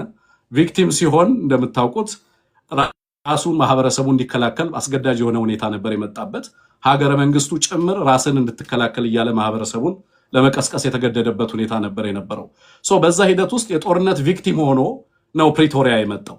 በጦርነት ቪክቲም ሁድ ውስጥ የነበረ ማህበረሰብ፣ ከፍተኛ የሆነ ትሮማ ውስጥ ያለ ማህበረሰብ፣ ኢኮኖሚካሊ ፖለቲካሊ እና በጦርነቱ የደረሰበት ሰፊ ጉዳት ባለበት ሂደት ውስጥ እንደገና ባገዛዙ ኢሚዲየትሊ ትርክቱ ተገልብጦ የሰላም ስፖይለር ወይንም ፒስ ስፖይለር እየተባለ ይከሰስ የነበረ ማህበረሰብ ነው። በትግራይና በፌደራል መንግስቱ መካከል በነበረው ስምምነት አማራ ኮረፈ እያለ ነበር ናሬት ሊያደርግ የሚሞክር የነበረው አገዛዙ። አክቹሊ የአማራ ህዝብ ግን ቪክቲም ነበር በሰዓቱ። ከፍተኛ ሀብት ንብረት፣ የሰው ንብረት፣ ሰብአዊ ጉዳት ያስተናገደ ማህበረሰብ ነበር የነበረው። ሶ ማህበራዊ ሂሊንግ የሚያስፈልገው ማህበረሰብ፣ ሳይኮሎጂካል ሂሊንግ የሚያስፈልገው ማህበረሰብ፣ ኮምፐንሴሽን የሚያስፈልገው ማህበረሰብ እና የፖለቲካ ሂደቱ አካል መሆን የሚገባው ማህበረሰብ እንደገና ዲሚሊታራይዝ መደረግ አለበት የሚል አቋም በፌደራል መንግስቱ ተያዘና አማራ ምንም አይነት ትሬት በፌደራል መንግስቱ ላይ ፖዝ ባላደረገበት ሁኔታ ካፓቢሊቲውም ባልነበረው ሁኔታ ውስጥ አገዛዙ አማራ ላይ ሌላ ጦርነት ኢምፖዝ አደረገ።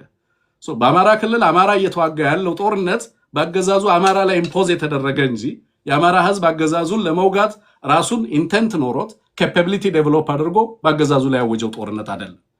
this is a war imposed by the state. የአማራ ህዝብ በዚህ ሂደት ውስጥ ፐርሲቭድ የነበረውን በተደጋጋሚ ፐርሲቭድ የነበረውን ከኢትዮጵያ ፖለቲካና በኢትዮጵያ ፖለቲካ ማህደር ይደርስብኛል ሊል የነበረውን ጉዳት በቀጥታ በተጨባጭ ስጋቱን አገዛዙ በክልል ውስጥ ይዞ ገብቶ በየአካባቢው አሁን በአማራ ክልል ኦልሞስት በሁሉም ቀጠናዎችና ቀበሌዎች ጦርነት እንዲደረግ አስገዳጅ ሁኔታ እንዲፈጠር ሆነ ማለት ነው። በዚህ ጦርነት ውስጥ ያለፉት 3 ዓመታት ጦርነቱ እንዴት የሀገሪቱን ፖለቲካ ሼፕ እንዳደረገው፣ ኢኮኖሚውን ሼፕ እንዳደረገው፣ ጂኦፖለቲካውን ሼፕ እንዳደረገው የምትመለከቱት ነው። ከዛ አልፎ አሁን ኢትዮጵያን እና ኢትዮጵያ ውስጥ የነበሩትን ሎካል ኮንፍሊክትስ ወደ ሪጂናል ኮንፍሊክትስ እየቀየረው እንዳለ ትመለከታላችሁ ማለት ነው። በዚህ ሂደት ውስጥ በአማራ ህዝብ ላይ ምንድነው ያለው? አሁን አማራ ህዝብ ምን ውስጥ ይገኛል የሚለውን መቼም ከናንተም በላይ የሚያውቀው አለ ብዬ አላስብም። ከ10+ ሚሊዮን በላይ ተማሪዎች ከትምህርት ገበታ ውጪ ናቸው። ትምህርት ቤቶች ፋንክሽን አያደርጉም። ፖለቲካ ፋንክሽን አያደርግም። ክልሉ የሚተዳደረው በዋርሎርዶች ነው፣ በጦርነት በወታደሮች ነው ክልሉ የሚመራው። በሁሉም አካባቢ ላይ ፖፑላር ሬዚስተንሱ በሁሉም አካባቢ ላይ ተቀጣጥሎ የቀጠለበት ሁኔታ ነው ያለው። በዚህም ምክንያት ኢኮኖሚካሊ፣ ፖለቲካሊ፣ ሶሻሊ ማህበራዊ ቀውሱ፣ ስነልቦናዊ ቀውሱ በማህበረሰቡ ላይ ከፍተኛና እጅግ አደገኛ ደረጃ ላይ እንደደረሰ መቼም የምትገምቱት ነው። በዚህ ሂደት ውስጥ ግን አማራ የፈጠራቸው 2 አቅሞች አሉ። አንደኛው ፖለቲካል ኬፓቢሊቲ ነው። ሁለተኛው ወታደራዊ ኬፓቢሊቲ ነው። ያልነበረን ወታደራዊ አቅም አገዛዙ በአማራ ላይ በማወጁ ጦርነት ምክንያት አማራ ወታደራዊ አቅም እንዲፈጥር አድርጎታል። ይሄም በቀጠናው ላይ ተዋናይ እንዲሆን አደረገው። ሁለተኛ ደግሞ ያንን ጦርነት ለመምራት የተደራጀው ድርጅት ሙሉ ለሙሉ ፖለቲካዊ አቋም እንዲይዝ ወይንም ፖለቲካዊ ድርጅት እንዲፈጥር አስችሎት 2 አቅሞችን እንዲፈጥር ዴቨሎፕ እንዲያደርግ በሂደት ያስቻለው መሆኑን ትመለከታላችሁ ማለት ነው። ሀገሪቱ ውስጥ ያለውን ቀውስ በስፋት የአማራ ህዝብ ይጋራዋል። ፔኪውላር የሆነ ቀውስም ደግሞ በአማራ ክልል እንዳለ ትመለከታላችሁ ማለት ነው። በክልሉም ከክልሉ ውጭ ያለውን ማህበረሰብ ግን በልክ የኢትዮጵያ ህዝብ በሁሉም ቦታ ላይ ያለው የሀገራችን ህዝብ ፌስ እያደረገ ያለውን አይነት ተጽዕኖ ሌላም ቦታ ላይ ያለው ማህበረሰባችን በዛው ልክ ያንን ተጽዕኖ እየተጋፈጠ ያለበት ሁኔታ እንዳለ እንመለከታለን። ምናልባት ስፔሲፊክ የሆኑ ጥያቄዎች ካሉ በኋላ ላይ አድሬስ አደርጋቸዋለሁ። ግን አሁን ያለው ሁኔታ በዚህ ደረጃ ሊገለጥ የሚችል ነው።